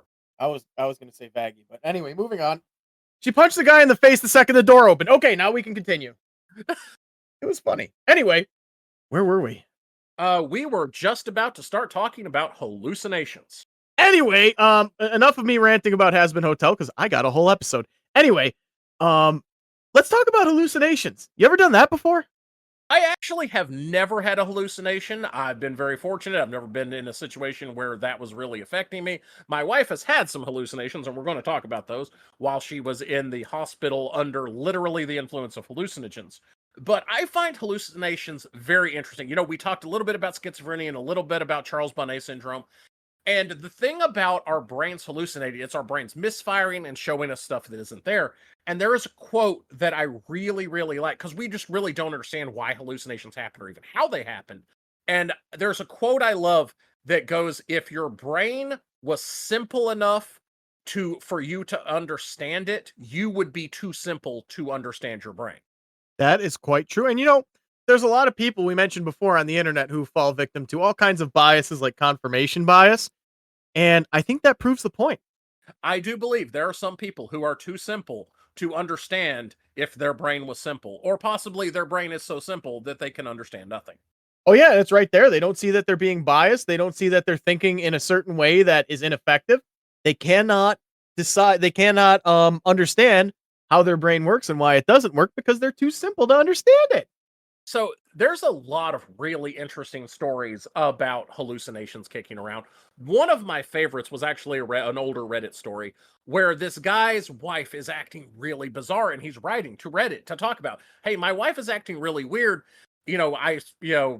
Pausing, where he's writing to Reddit to say, hey, my wife is acting really weird. She'll come out of the bedroom while I'm making a sandwich, make a cryptic statement about chicken nuggets, and then go back into the bedroom. And she just keeps acting really bizarre. And then I'll talk to her later and she's acting normal. And then she'll just act in these really scary ways. She'll stand over me while I sleep. And my wife is just acting really, really weird. And then he says, hey, I just saw my wife today. And she saw me and ran out of the house and got in the car like she was afraid of me. But then later, I guess she came back because she came out of the bedroom making cryptic statements again. And everyone's like, man, this sounds really weird, until he finally posts a update letting everyone know, okay, so guys, here's what had happened. They had changed my medication, and I apparently had been hallucinating this entire time. Yeah, when my wife was coming out making these weird cryptic statements about chicken nuggets, she wasn't even home. I was hallucinating her. And her running out of the house and getting in the car was her fleeing to her parents' house because her husband had been flipping his shit this whole time, completely talking to someone who wasn't even there. And of course, he got back on proper medication, got off of the medication that they had given him, and stopped hallucinating, and everything was okay. But he was having this entire experience where he thought she was acting weird, when in reality, she wasn't even home. I am glad that has a good ending, and I kind of want to go off on a very short tangent here. And again, I used to be a psychologist. Yeah. There's this. Sorry, go ahead. Absolutely. And there's this stigma to mental illness, especially illnesses like schizophrenia and delusional illnesses, that the people who have them are dangerous, that they're likely to hurt you because they'll go into a delusional rampage. And while that has happened before, it's extremely unlikely. You should not be afraid of people with mental illnesses. 9 out of 10 times, they're more likely, and as sad as it is, they're more likely to hurt themselves than anybody else. So we really, again, as somebody who was in the mental health field and somebody who still thinks it's a very important field, we need to get that stigma taken off of it, because that keeps people from wanting to go get help. They're afraid if they go to get help, they'll be locked up because people will think they're dangerous. They're afraid if they tell people about their mental illness, and this is sadly probably true, that they'll be afraid of them. But mental illness is, believe me, scarier for the people who have it than the people who are around them. Well, and I was also a psych major, and one thing that I want to say to kind of back up what Hatter's saying here is that, just statistically speaking, people with mental illnesses are far more likely to be the victims of violent crime than they are to be the perpetrators. That is also statistically true. Absolutely. And like infinite, it's not just significantly more, it is way more. But we said what we needed to say here. We should really circle back. I just need to make sure that that's there, because the stigma's got to go. But what were we saying? Oh, 100%. And since you brought up schizophrenia again, there's another story that I really like to talk about that is about a guy who, again, is trying to foster awareness of things like schizophrenia. He is a schizophrenic. He's on TikTok. And one of the things that he does is he has a trained dog that helps him deal with his schizophrenia. And the way this works is thus. He often will hallucinate a person, and he'll be sitting there having a conversation with them, and he's not really sure if they're real or not. So he has trained his dog that he will give the dog a certain command. And that dog will then, when it receives that command, run up to and greet any person who might happen to be there. If that dog is given this command and there's no one there, the dog won't do anything. It'll just sit there. So if he's talking to someone and isn't sure if they're real or not, he'll give the dog the command, And if they're real, the dog will walk up to them and greet them, and thus he'll know that person is real. And if the dog just sits there and ignores the person that he's talking to, he knows that's not a real person, and he knows he's having a schizophrenic hallucination. And I just think that's an absolute fantastic way to deal with it. I'm always a fan of using dogs and cats because they are our greatest invention ever, because of course we created the domestic animal idea, and I think they're one of the most powerful tools we have. So I love the idea of dogs and cats being our partners and helping us deal with these very real problems. I just like to pet and play with my cat because my cat does not know how to do anything useful except hunting mice. But anyway, I was moving I was about to say that is my cat's only but extremely effective real skill, which is murder. If it is even remotely smaller than him, he will be filled with murder lust and have to kill it. Both of them, my girl Lizzie and my cat Red, will absolutely just demolish, just dismantle any creature which happens to be unfortunate enough to wander into my house. And this is their main function. So I like to say they have a useful job, and it's just murder. I'd say so. But on the note of dogs, and guys, remember what everybody, please just remember what I said a moment ago about people with mental illnesses 99% of the time not being dangerous before we get into this. Let's talk about David Berkowitz and his hallucinations. Absolutely, because while definitely most of the time people with mental illnesses are not dangerous, there are definitely dangerous people with mental illness in the same way that there are dangerous people without mental illness. And David Berkowitz is a very scary serial killer who at least claimed, there is some argument that a lot of the hallucinations he claimed he was making up. People have made that argument, but he at least claimed that a lot of the horrible murders he committed were told to him, or rather he was instructed to do them by his neighbor's dog. I also think some delusions about the CIA were in there somewhere. Yeah. And for those of you who don't know who David Berkowitz is, he was also known as the son of Sam or the 44 caliber killer. I'm sure y'all have heard that part before. And yeah, the claim was that the dog told him to do it. And it makes me actually just a little bit angry because that once again is a way that once again adds to the stigma that people with mental illnesses are dangerous. And I mean, this guy was, but that's the exception, not the rule, guys. I know that I'm really hammering that home, but as a former psychological professional, I feel like it is absolutely my duty to hammer that home. Absolutely. And I also find serial killers very fascinating. And what's really interesting is, again, like I said, a lot of people have speculated that he wasn't actually having hallucinations, that he just used that as an excuse for his, murder spree. Although he definitely suffered from some kind of mental unease, because generally mentally healthy people don't become serial killers. But speaking of weird mental and medical stuff, I want Sharon to take a minute to tell you about her weird experiences in the hospital while she was on hallucinogens, with the very weird hallucination she had while being in the hospital completely paralyzed. Having a bit of a rough time, and they were having to do a lot of procedures on me, and I was going to be in there for a long stay. And because of a lot of stuff I was going through, they decided to put me on amnesiacs and several other things that have hallucinogenic properties. So I started hallucinating, and I was hallucinating for the entire week. During that week, which I was not supposed to remember anything that happened, and I didn't. I remember a lot of things that didn't happen, though, including the circus coming through the hospital, in which case a girl I knew from junior high was trying to drown me with a water bottle. A guy being sentenced to death because he was flinging poo around the hospital. That kind of happened. Not that, but there was somebody getting final rites, and I kind of saw that. Eventually, after probably about a week of hallucinating, according to other people, I don't remember any of this, I eventually ran out of plot for my hallucination. In which case, me and all the characters who had been in this hallucination are just standing around trying to figure out what to do now.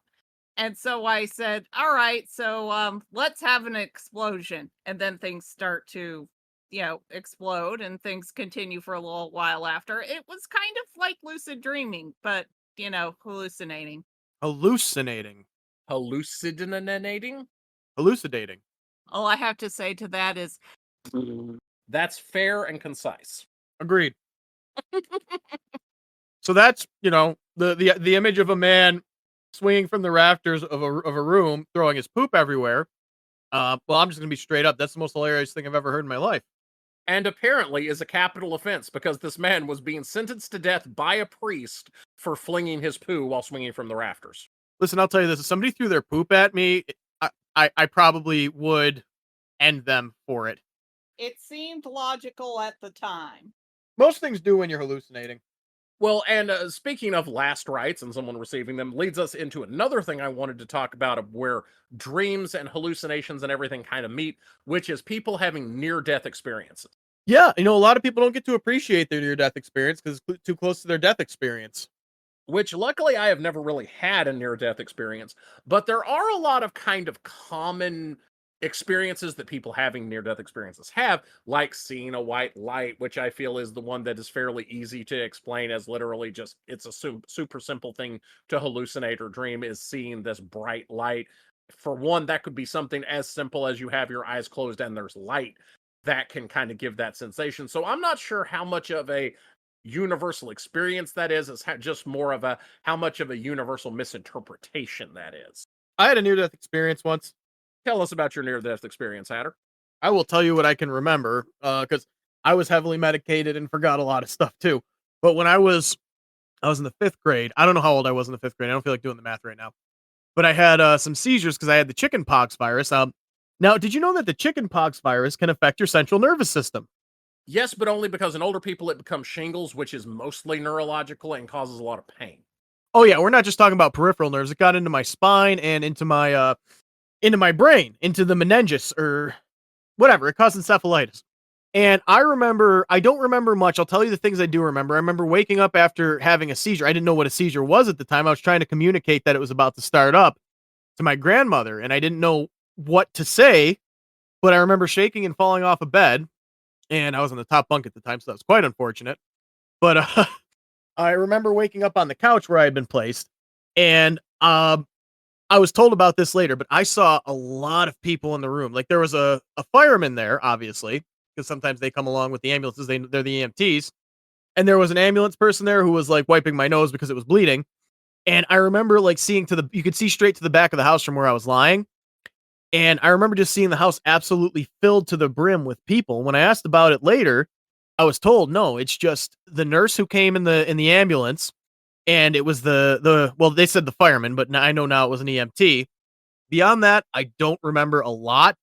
I just remember trying to communicate to people who were around me that, I was about to have a seizure without knowing what a seizure was. So, listeners, we can add to Hatter's list of accomplishments a medium in addition to being a time traveler and a dimension hopper. And a wordsmith. But yeah, I don't remember much because, again, I was heavily medicated. And a lot of what people see, like a lot of the commonalities come from this idea of DMT. You're familiar with this, right? That extremely weirdly does remind me of one of my favorite jokes, which is, you know how some guys like to make jokes about how their dick is really big, and some guys like to make jokes about how their dick is really small? My dick's a medium. It talks to dead people. Yeah, we're leaving that. I'm sorry, I apologize, listeners, but we're leaving that in. I had to make that joke. Every time I hear someone use the phrase medium, that's the only thing that goes through my mind. Well, I mean, it would be hard to remove that joke.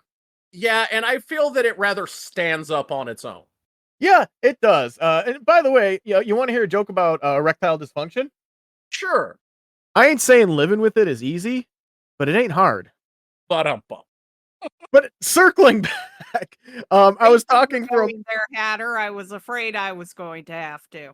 Oh, believe me, I'm going to make that joke anytime it comes up. But all right, now that we have indulged our inner 13-year-olds, let's get back to the actual subject.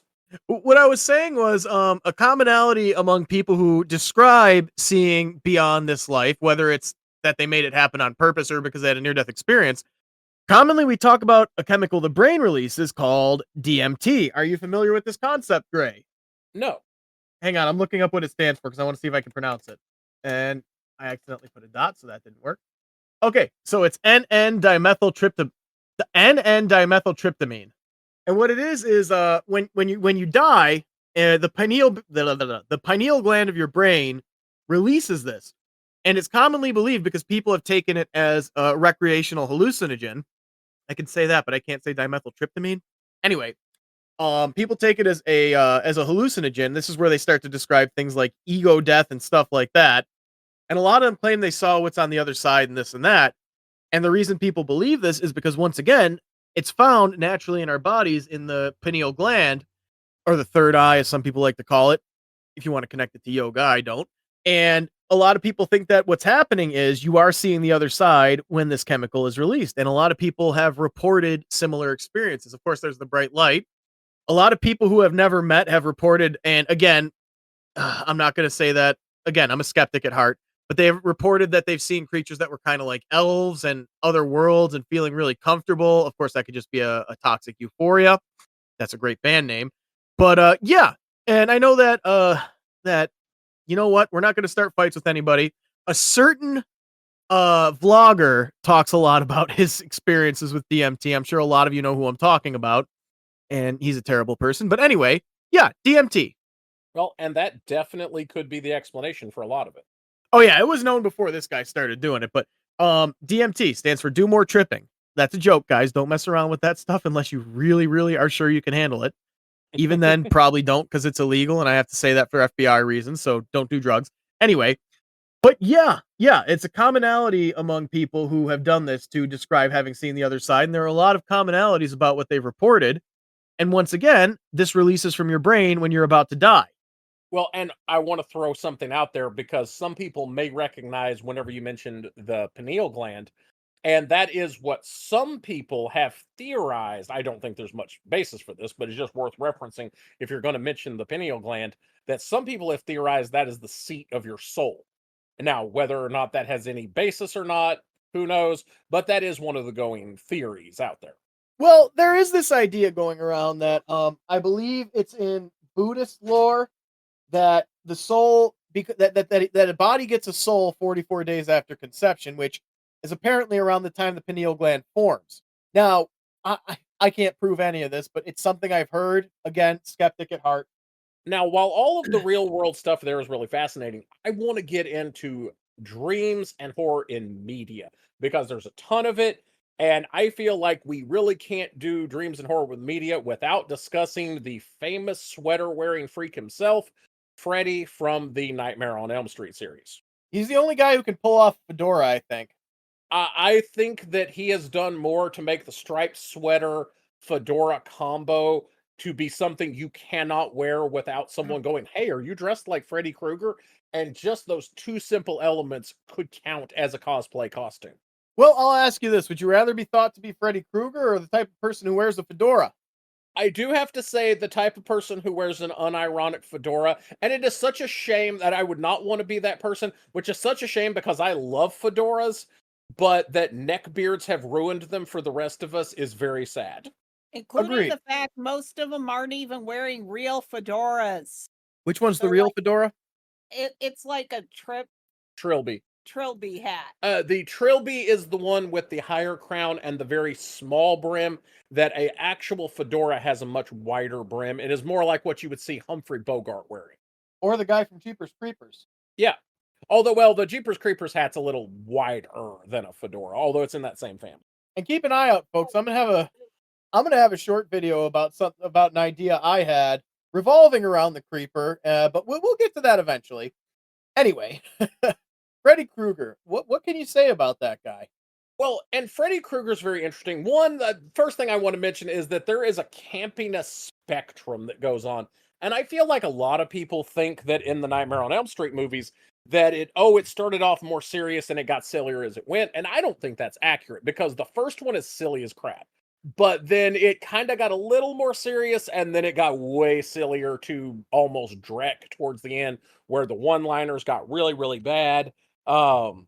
The one scene in the later movies where Freddy is dressed as the Wicked Witch of the West, and I will get you my pretties and your little soul too. That was just absolutely horrible. So there was a lot more of that later on, but there was definitely an up and down, and almost in every movie, there was a whole spectrum of how campy it.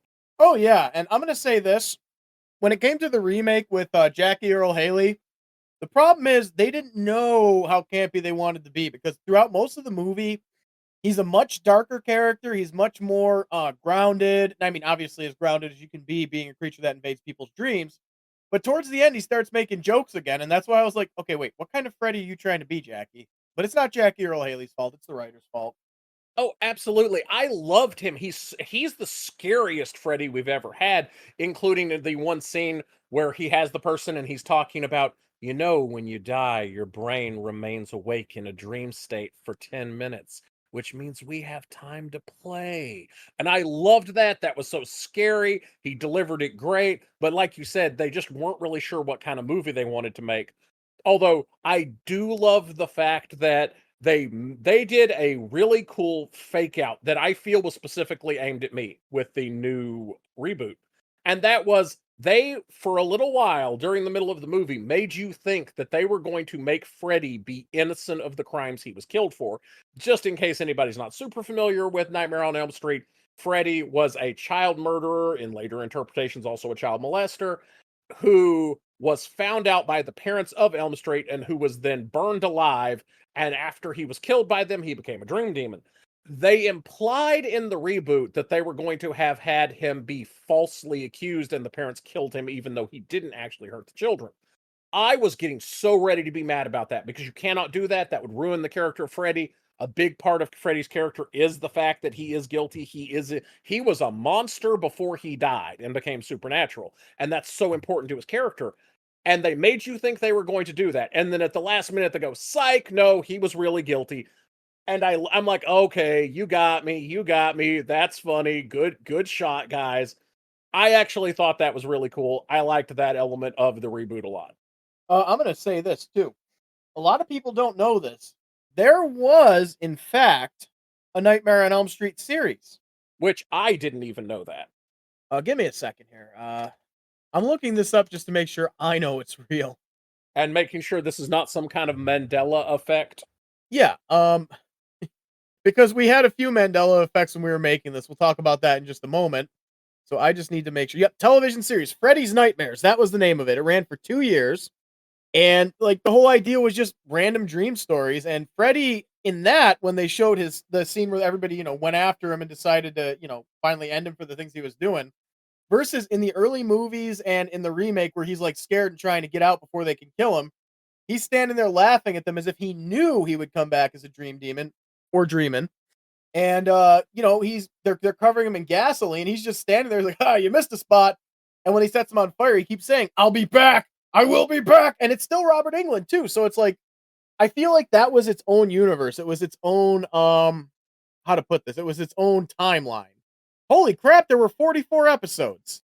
Oh my god. Okay, we're going to have to watch those. And we'll let you guys know what we think of them whenever we actually do a deep dive on those.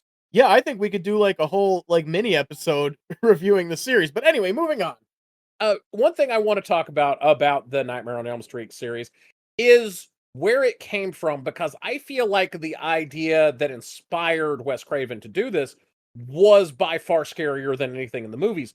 Which the whole idea is that during the time period when he was coming up with this idea, the Khmer Rouge was happening, and one of the things going on was you had a lot of people who were experiencing the horrors of war and lots of trauma, and these people were fleeing their country and coming to America. And some of these people who came to America had been deeply, deeply traumatized and couldn't sleep. They essentially had fatal insomnia. And of course, I say fatal because they couldn't sleep for this longest time because of these horrible nightmares they had. And eventually, as some of you may be aware, if you don't sleep for long enough, that will kill you. Lack of sleep will actually turn fatal. There's actually a thing that the Guinness Book of World Records does not allow people to get a record for the most time spent awake, because like the last 3 or 4 people who tried to do it literally died of sleep deprivation. So not sleeping long enough can kill you, and these people were literally killed by their nightmares. And when Wes Craven read about that, he's like, "Oh my God, there's a movie in that," and that inspired him to write Nightmare on Elm Street. And there were a few other things that seem to come from similar stock. Of course, and we're not going to have to go in depth on this. Y'all know what it is. We talked about it in our first episode. There's the Russian sleep experiment. You, of course, remember that, right? Oh, absolutely. And guys, if you want to hear more about the Russian sleep experiment, like I said, check out our first episode. And if you want more stuff on that, feel free to let us know. And we would love to talk more about the Russian sleep experiment. And there was an analog horror episode called Somnium Dream Viewer that was part of a larger series. I can't offhand remember which one, but if you go and search it and find it, you'll find the rest. Where people were getting the ability from this machine to plug into it and see, like, view their dreams as if they were movies. And of course, it goes all wrong, and things from the dream start coming into real life as thought forms, blah blah blah, that sort of thing. So it seems like there's a lot of media out there that was inspired by that sort of thing. Oh, 100%. Now, one thing I want to talk about as we start talking about the movies themselves is the different, of course, the first one is very classic. It has a great mix of actually being effective and scary and actually be campy and weird and funny. The second one I want to talk about because it led us to a weird Mandela effect when we were getting ready to make this episode, which the second Nightmare on Elm Street is sometimes called the gayest horror movie ever. And the reason why is a lot of people perceive it that way, and the writers, both Wes Craven and people who wrote on it, have said that this was kind of on purpose, where in this case, the final girl, quote unquote, the main character, is a guy. They actually gender swap the main character, but they kind of leave the character the same way. So the same stuff they tend to do with a final girl character, the scene where the girl is often dancing around in her underwear. There's a scene of this guy dancing around in his underwear. Whenever he is afraid, he does the same final girl scream, which makes some people uncomfortable, but that's just because it's a gender swap thing, and gender swaps often make people uncomfortable, which tells you a lot about their gender biases. But there's also a character who is the basically kind of the asshole coach character who is almost explicit, well, who is explicitly a leather daddy and almost explicitly homosexual. They say he's a leather daddy. They never say he's gay, but I mean, it's strongly implied that he is. There's also some implications with the main character not being that into his girlfriend and kind of being more into his best friend. So there is a lot of those elements in the movie, and I think it's actually really good for them. I think gender swapping characters is really great at making people analyze gender roles and how they play with characters. But the reason I say that this is so interesting and brings up the Mandela effect is when I was talking about this, I mentioned to Hatter, well, I think a reason for this is because Wes Craven is famously openly gay. And Hatter said, "Are you sure about that?" And so I was like, "No, I'm pretty sure. I think I've seen an interview with him talking about being a gay filmmaker." And so whenever we went to research this, I realized, one, I was wrong. Apparently, he is not openly gay and never has been. I don't know about what his personal sexual history may be, but I mean, he's been married to like two women and has never said anything about being openly gay. But apparently, I'm not the only one that thought this. So apparently, there's this huge Mandela effect of a lot of people like me out there who thought Wes Craven was openly gay. Now, like most Mandela effects, is it possible we were just confusing him with a different filmmaker? Maybe, but I just thought that was really interesting that there's an entire Mandela effect going on with Wes Craven when it comes to that. Yeah, my thought was that we might have gotten him mixed up with Clive Barker, who made, Hellraiser and all those, because their movies came out around the same time. And in fact, Hellraiser almost did interact with the Nightmare on Elm Street franchise, which we'll get to in a moment. But yeah, I think the thing is Clive Barker, it's a well-known fact, and Clive Barker just does not give any Fs whatsoever and is just unapologetically who he is. I just felt I should mention that. Also, I found out while we were sitting here and I was looking up Robert Englund because I thought maybe we're thinking of Robert Englund. We're not. He's been married to 3 women. He's about to come out. He's about to be in a movie about Pinocchio in 2025 playing the cricket. That is a weird choice, but I'm here for it. Why But- so many Pinocchio movies? Because- Why? They're all horror movies too. Because Pinocchio is terrifying.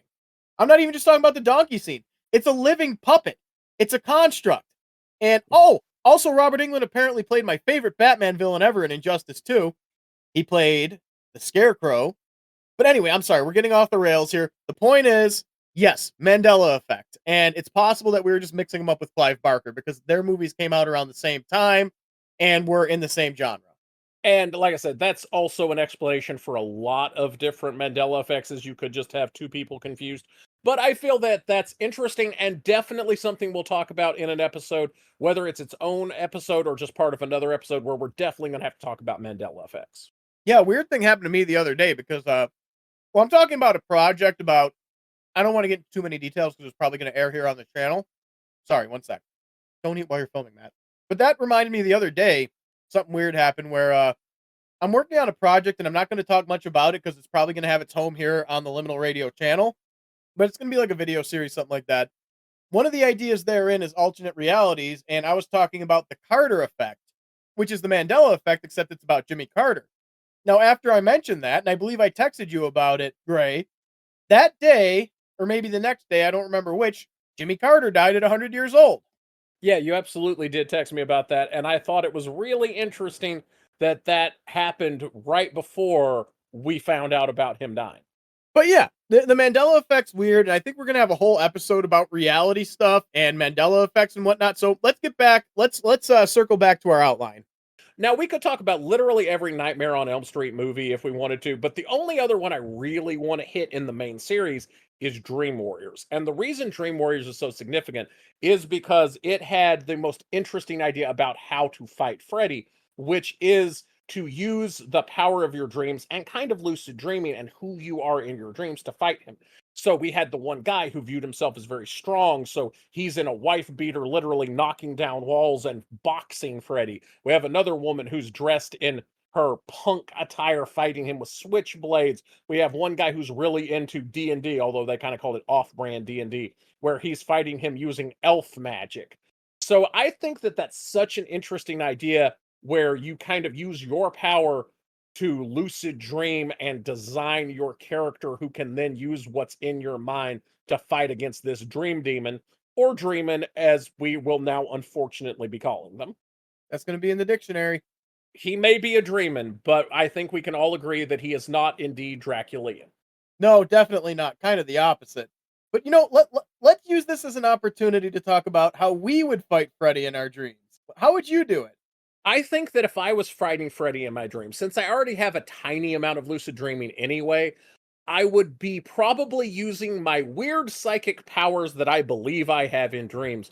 Because in dreams, of course, like I said, I can fly.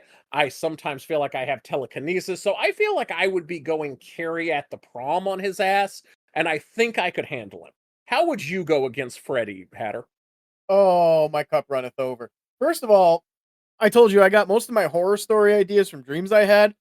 90% of the dreams I've had are scarier than Freddy. And don't get me wrong. I love Nightmare on Elm Street, but the thing is, some of the original ideas I've had in my dreams are scarier than anything Freddy could possibly conjure up. I think if Freddy got into my head, I'd probably be like, okay, let's go into my dream. You just walk about 5 feet with me and see what happens. And when he walked out, he'd be sweating. He'd be like, can he sweat? I'm Like, not sure he can because of the burn scars, if nothing else. Okay, well, anyway, he'd walk out and be like, "Oh my god."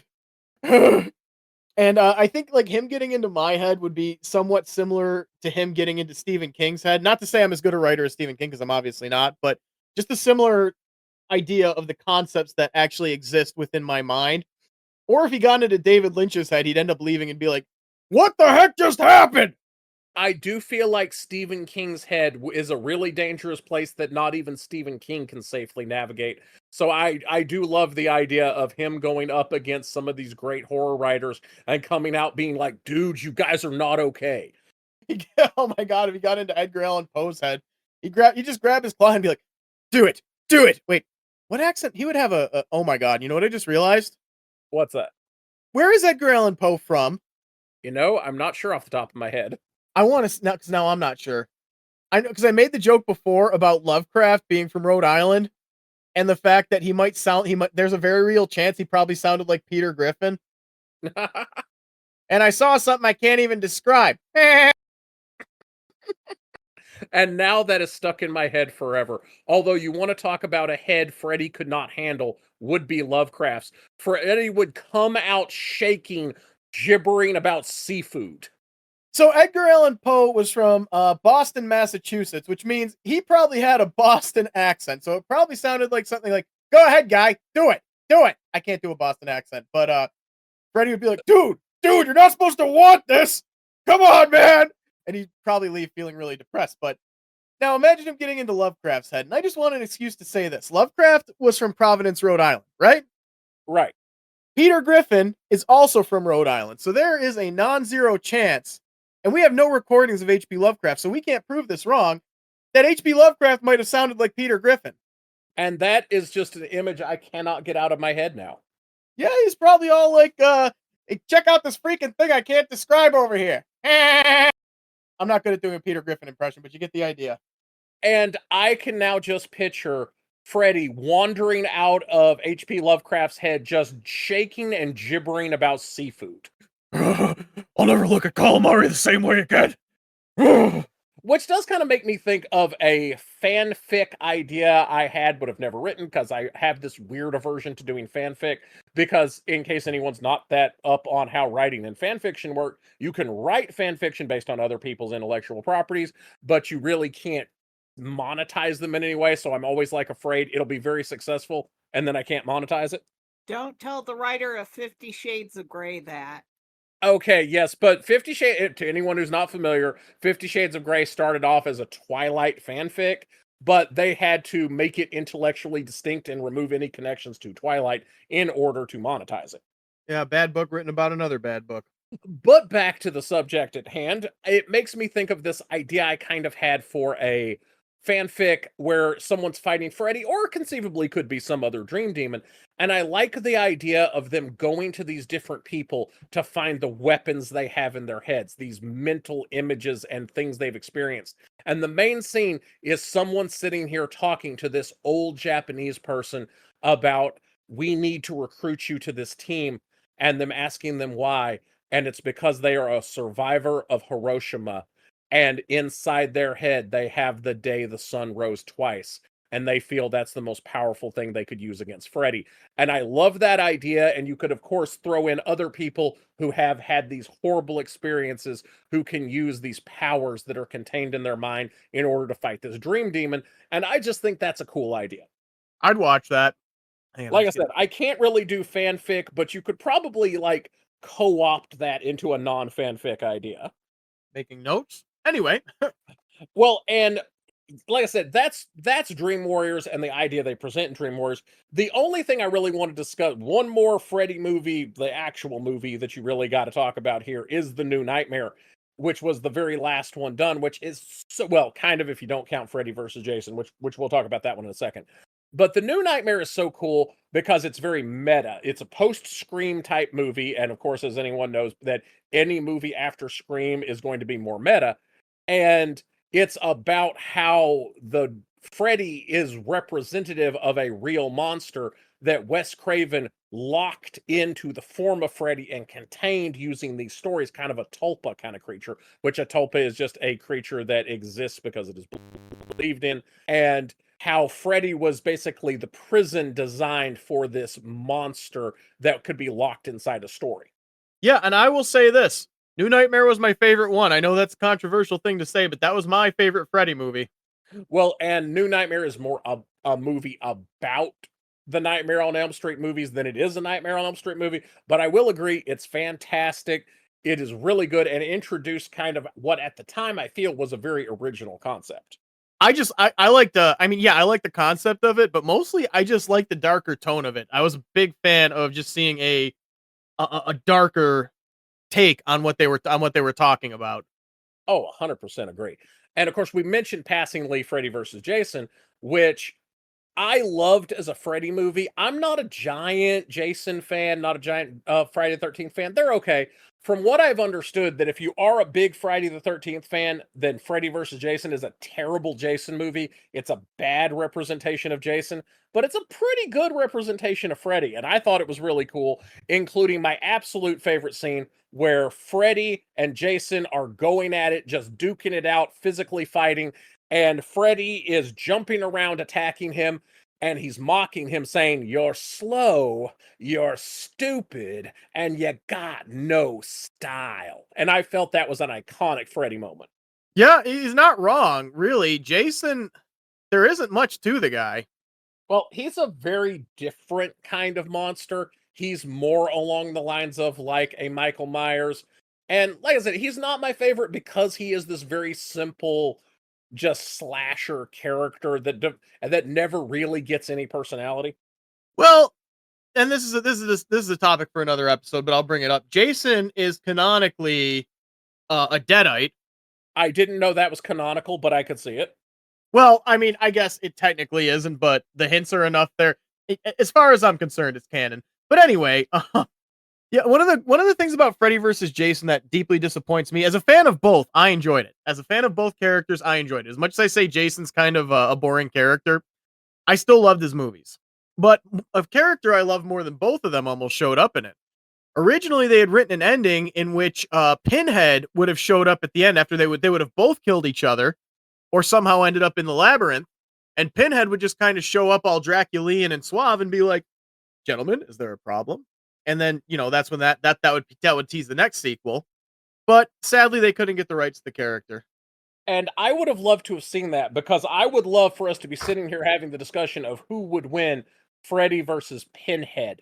Although I feel like the real answer to that question lies in whether or not Cenobites sleep. Because if they don't sleep, I don't feel like Freddy would have any power over them at all. I feel that to an extent he probably would, because their dimension, the labyrinth or the Leviathan or whatever the heck you call it, um, is an extra dimensional space as dreams are treated in Freddy's universe. So to make the movie, they would have to give Freddy some degree of power, and that's probably how they do it. They'd probably say, "Oh well, we share a border with the dream world," or I don't know. He's given up on writing these. Well, I like that idea. Although I do feel like Cenobites would have to sleep because if they're really big into experiences, I mean, sleep is one of my favorite experiences. Although I don't know if they're into those kind of experiences because I feel like a nap and a hot cup of tea and like a cat purring on your lap are some of the best experiences that cannot be beat, which kind of inspires me to think of, okay, what if you had Cenobites, but they're cozy? I have such delightful things to show you. Oh my god, we need to make this. That I have such things to show you. Like what? Here is a very comfy blanket, and we're going to have a nice day with sunshine and a snow blanket lightly over the field, and there's going to be a bunny rabbit that will majestically hop across. You will never experience something like it. We also have the best sandwiches in the world. With a nice sourdough and some very slightly spicy mustard and a good pastrami. So where's the horror here? You'll never find a sandwich as good as this one again. You will never be this comfortable again, and it won't last as long as you want because you're going to have to get up to pee. I feel like we just ruined it, but yes. Of course we did. We're both horror fans. They had to get ruined at some point. Why do I feel like this would have been a Family Guy joke? Sounds more like Robot Chicken. Yeah, no, I'm getting the Robot Chicken vibes. Well, they had Pinhead and Robot Chicken quite a few times actually. Like there was one episode where he wants to get a haircut, and the the barber just hammers in a bunch of nails and gives him a mohawk, and he's like, "Perfect." I don't know. That just made me laugh. I think I've had that barber. Yeah, we all have at some point. I think that's probably why I'm bald. But anyway, So I feel like that kind of wraps up Freddy. Although, like I said, we could do an entire episode on nothing but him. But I feel that's most everything I wanted to say. Kind of coming up, I just want to kind of rapid fire talk about just some other occurrences of dreams in media and just other things that feature them that are iconic in horror. oh yeah, for sure. And of course we mentioned Lovecraft a few minutes ago, and again, in my head he eternally sounds like Peter Griffin now. But of course, we have to talk about the Dreamlands and Unknown Kadath, and of course the the Night Gaunts. Oh, absolutely. One of my favorite H.P. Lovecraft stories is talking about the guy who is sitting there looking up at the Aurora Borealis and imagining that he is actually from this world he can see in the sky, and that he is actually has been tricked into being asleep while he is supposed to be on watch against these enemies, and that this world that he's currently in is just a dream that is being used to trap him and he's trying to wake up. That one's fat. There's so many good uses of dreams in Lovecraft. I think he was probably very afraid of his dreams, and that's why he uses them so effectively for horror. Yeah, he and I have kind of a similarity there because I used to be really afraid of my nightmares. Now I enjoy them. But and of course, we have to talk about another writer who wrote a real crazy story about dreams, and that would be Junji Ito. And a lot of you know, and especially since the show's been on Adult Swim, a lot of you probably know about Uzumaki, not the cringy ninja kid. Uh, you know, it was a horror manga that was made into a, the horror manga that was made into an anime, which actually aired on Adult Swim. It aired in Japanese, but thankfully the English version is available on Max. I know there's a lot of people out there. They're like, you have to watch the subtitles, or it's not the same. No, I want to be able to understand what they're saying. I don't want. If I wanted to read, I'd read the manga. Anyway, long rant aside, uh, he wrote a story called The Long Dream, and it was a manga story about this guy who's been having these really long dreams, as you probably already guessed. And he'd have these dreams where he would have these long spans of life in another world. Like, he got married, he had a whole life, and they'd get longer and longer and longer. And when he'd wake up, it got to a point where the dreams were so long that when he woke up, he didn't know which world was the real world anymore. And he'd be freaking out. He's like, he'd be disoriented for the time he was awake. Because well, imagine this, spending years in another world in a dream, like actual years, full time, no speed up, and you wake up for a day in the real world. Now that's scary enough on its own, but eventually the guy's body starts to deteriorate as if that time is actually passing. So yeah, that's the kind of story we're talking about there. Absolutely. Although that's one thing that I wonder. I don't know that I definitely know I've never experienced it, and I'm not sure if most other people have. The idea of having a dream where in the dream you go to sleep and then wake up and it's still a continuous dream. I've never heard of anyone doing that. Although I do think that if you did, I think if someone claims they are doing that, that means they are for real visiting another reality, because that doesn't seem like that would be doable in a real dream. Yeah, that's kind of what happened when I had those crazy dreams about the ones I mentioned earlier about the alternate reality. So, maybe I did visit an alternate reality. Like I said, the idea of being able to, in a dream, go to sleep, have a night of sleep, and then wake up and still be in the same dream, that seems really hard to. I don't think a dreaming mind could do. I'm going to go ahead and say that I think if you're doing that, you are straight up dimension hopping. Well, good to know I've done that. But circling back, what else do we have on the list here? There's a few things that we definitely want to hit. You kind of have to talk about Inception. It's not a horror movie, but with what we're talking about with all the dream stuff, the idea of being able to influence someone's dream and then there being layers of dreams within dreams and waking up from them. Now, definitely ties into our discussion of lucid dreaming, where the main character has the top that only he knows about and how it spins, and that being the idea of how he can tell whether or not he's in a dream or not. And of course, it ends with him spinning the top and us waiting to see if he's actually awake or if he's still in a dream. So that tie-in with lucid dreaming is definitely there. And I do like the idea of them each having their own little totem token that is their link to reality to tell them whether they're dreaming or not. Mine's clocks. So that one I definitely, like I said, definitely had to mention. There's a very interesting movie out right now with Markiplier, of all people, who is a YouTuber for anyone who's not familiar with him, that he's actually stars in as a serious actor, and it's called Edge of Sleep, where it's an apocalyptic story about where people start dying as soon as they go to sleep. So it's a bunch of people trying to stay awake so that they don't die, and it's kind of the apocalypse of they're the only people left who haven't gone to sleep and died yet. So I thought that was a very interesting take on an apocalypse, because I am a collector of interesting apocalyptic stories and apocalyptic scenarios. Oh yeah, no, those are always interesting. And I'm not quite a collector, but I do have a few in my back pocket. So yeah, Markiplier is also making a movie out of that game, Iron Lung, but that's for another video. I talked about The Long Dream already. Y- uh, we also have Sandman on the list, Neil Gaiman. Now I don't know that one very well, so that's another one that you'll have to cover. Sandman, not to be confused with The Sandman, although roughly inspired by the idea, at least in the name, that of course, there is the comic, which is DC canon, by the way. The main character, whose name is just Dream, who is kind of like the incarnation of dreams, and sort of the quote unquote god of dreams, although the endless, that is what they call their incarnation, which is Dream and his brothers and sisters, are kind of like a rank above gods in this world. But this is a canonically DC comic, which means he has met characters like Martian Manhunter and Constantine. But it, of course, got made into a TV series. It's a bunch of comics. They've even been made into a regular book. But it's really fascinating. It has a lot to do with this character who is captured, he's basically the god of dreams who gets captured, and then he's trying to get all his powers back. He ends up having to go to hell to get his helmet back. That's where we meet Lucifer. And yes, in case anyone's wondering, that TV show where Lucifer works with detectives in a procedural drama, yeah, that Lucifer is roughly from Neil Gaiman's Sandman series. They of course take some liberties to make him a little bit of a different character, but that is where Lucifer comes from. He is a direct spin-off of Sandman. Good stuff.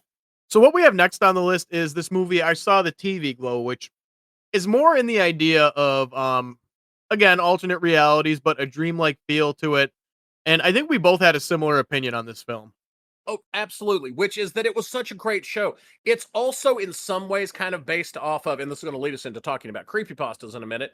It's in some ways really based, it's very nostalgic to the 90s. I mean, it has a very 90s Nickelodeon TV show vibe to the show that these people are watching, which of course the plot is that this boy and girl are watching this TV show that's very 90s Nickelodeon feeling. It very much had The Secret World of Alex Mack vibe, if you remember that one, which was a trip unto itself. And they're watching the show, and of course, then they don't really remember it as they get older, and then the girl comes back into his life, and yet they're trying to figure out whether that world is real or this world is real. Like I said, and I love the show. It's so good, but the end is so terrible and so upsetting and disappointing that it kind of ruined the whole thing for me.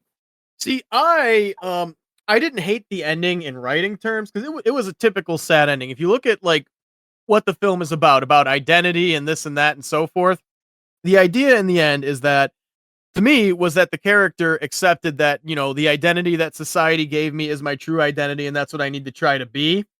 And Which I agree, and is super upsetting for me. I hate the idea of conformity with like a burning purple passion. I hate the idea of conformity with the burning fury of 1,000 red hot suns. I cannot tell you how much this upsets me.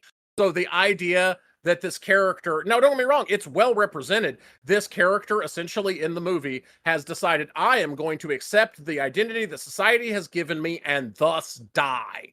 I mean, it's a realistic kind of thing, but the fact that this character, who we are kind of made to like, is just like, well, I've decided to be weak, roll over and take it. Super upsetting for me personally, just drives me insane. oh yeah, same with me. But again, in terms of writing, I thought it was good because it's all too common an outcome for this stuff. But it's unfortunate, but it bothered me too for the same reasons. But if you haven't seen the movie, guys, the atmosphere to it is fantastic. It was tough for me to get through the first 2 times I tried because it's very slow moving and very quiet. And it made me want to fall asleep, not because it was boring, just because it had that atmosphere that made me just kind of want to doze off a little bit.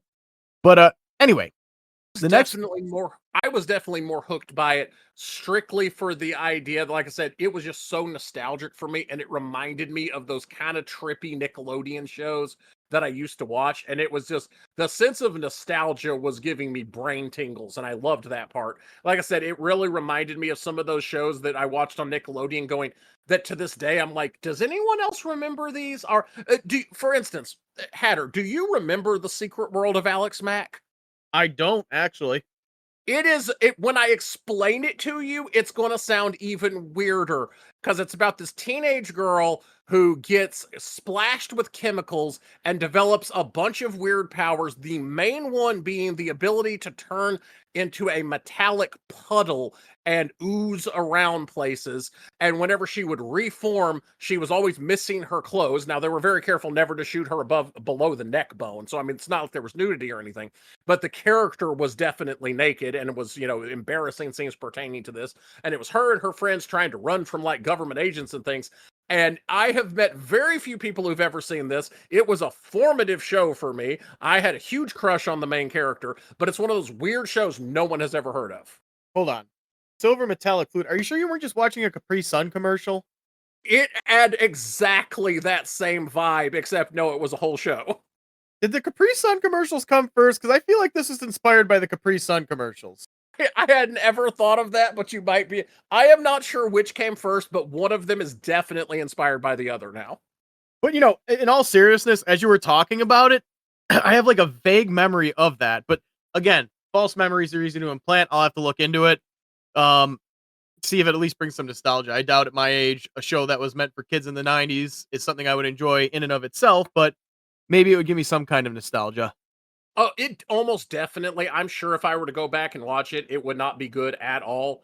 I like I said, I mostly just remember having a huge crush on the main character, which could just have to do with the fact that it was a cute girl that was implied to be naked, and I was at the right age for that to be weirdly interesting for me for reasons I couldn't quite put my finger on.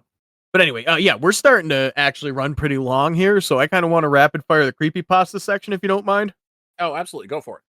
Okay, so we also mentioned creepypasta, and we talked about a few of them within here already, like the Dream Visualizer, technically analog horror, but same vein. Local 58 has some stuff about dreams and thought forms. Basilisks is one I'm going to go a little bit into detail on. The idea is things like Smile Dog, for example. They basically rewrote a bunch of those into what they call basilisks, and there's these images that you see on the internet that are actually kind of demons. They travel through human information paths, the internet being the biggest one, and they get corrupted and stuff when people like do, for example, image edits and stuff. But the point is, these things are all demons. These creepypasta images you see, Jeff the Killer, the Smile Dog, stuff like that. I'm not going to give much away on that because it's a very interesting series and you need to check it out. Again, it's more analog horror than it is creepypasta, but it relates to creepypasta. And the last thing I want to talk about revolving around creepypasta is this theory I have. Now, you're familiar with lost episode creepypastas, right, Gray? Of course. Now, I'm pretty sure, and this is just, it's not a theory, it's a hypothesis. We need to normalize using the right word. But I have a hypothesis that the reason these things exist is because when we were kids and our brains were still forming and we were still kind of learning how to think, we all had ridiculous dreams about shows we were obsessed with, be it Dragon Ball Z. I had some really weird nightmares about Dragon Ball Z as a kid. Be it SpongeBob, Squidward, you know what? And I can remember very clearly having a dream when I was a kid involving SpongeBob, where SpongeBob and Patrick, I was watching an episode at like 5 in the morning, and that always is part of the thing in these creepypastas, and that's how it always was when I had these dreams. I was watching it at the wrong time. At 5 in the morning, where SpongeBob and Patrick went on vacation to some island, and they get to the island, and these people in surgeon's uniforms show up and chop them to pieces, and it's bloody, and typical lost episode. But this was a dream I had. And the Dragon Ball Z one was just basically Dragon Ball Z, but it got a lot gorier. And I'm pretty sure that these lost episode creepypastas all came from crazy dreams people had when they were kids about shows they watched. And I think that is highly likely because that actually explains a lot of the lost episode ideas. Because whenever you're reading one of these creepypastas and they're talking about lost episodes, this absolutely sounds like a half-remembered episode that you dreamed slightly differently. So I 100% endorse this hypothesis. And you can tell the difference between a real one and one that somebody made up because it's just painfully obvious that they're just using tropes in some of them. But you can tell that some of these were things that people not really saw, but in a way really saw because they dreamed it. Anyway, that's just my hypothesis. Do you have anything else to add to the creepypasta section, Gray? No, I think that's pretty much it. I will real quickly, before we get, because we're getting really close to the end, we're going to be wrapping up here in a minute, but I do want to mention that, of course, I mention periodically that my wife and I are writers, and we do have a bunch of short stories and microfictions available out on our website, thegraymattersblog.com. And one thing that I wrote that Sharon wrote that we do have to mention as part of the whole dream thing is a short story called Nightmare Redacted. I will not go all the way into it and complete spoilers, but there is a character who loses some time. It can't remember everything that happened. Black goo starts leaking out of their ears and nose and what have you, and they end up having this black slug come out of their face. And then there's this entire thing of a possibly dream-related entity trying to kill them. It's actually quite good. You should totally check it out. It's called Nightmare Redacted, and it very much leans into a lot of the themes we've been talking about. I'll put a link in the description. But I think we're coming up on the end here. I know that I mentioned a dream that I had fairly recently, and we were talking about possibly collaborating to write it into a story, but we'll talk about that another time if it should happen. I think that'll actually be fun and with something we could work on together. But yeah, I don't think I have anything else to add. And if you're still listening, thank you for sitting through this entire episode while we rambled about scary dreams we had. And as we said before, please let us know about the scary dreams you've had and about the weird types of dreams that are common that you may or may not have experienced, or any dreams that you want to know if we've ever had. So, everyone, thank you once again. This has been Liminal Radio, and I'm Gray. And I'm Hatter, and thank you for once again joining us on the Station Between Stations, where we explore the best rabbit holes in horror.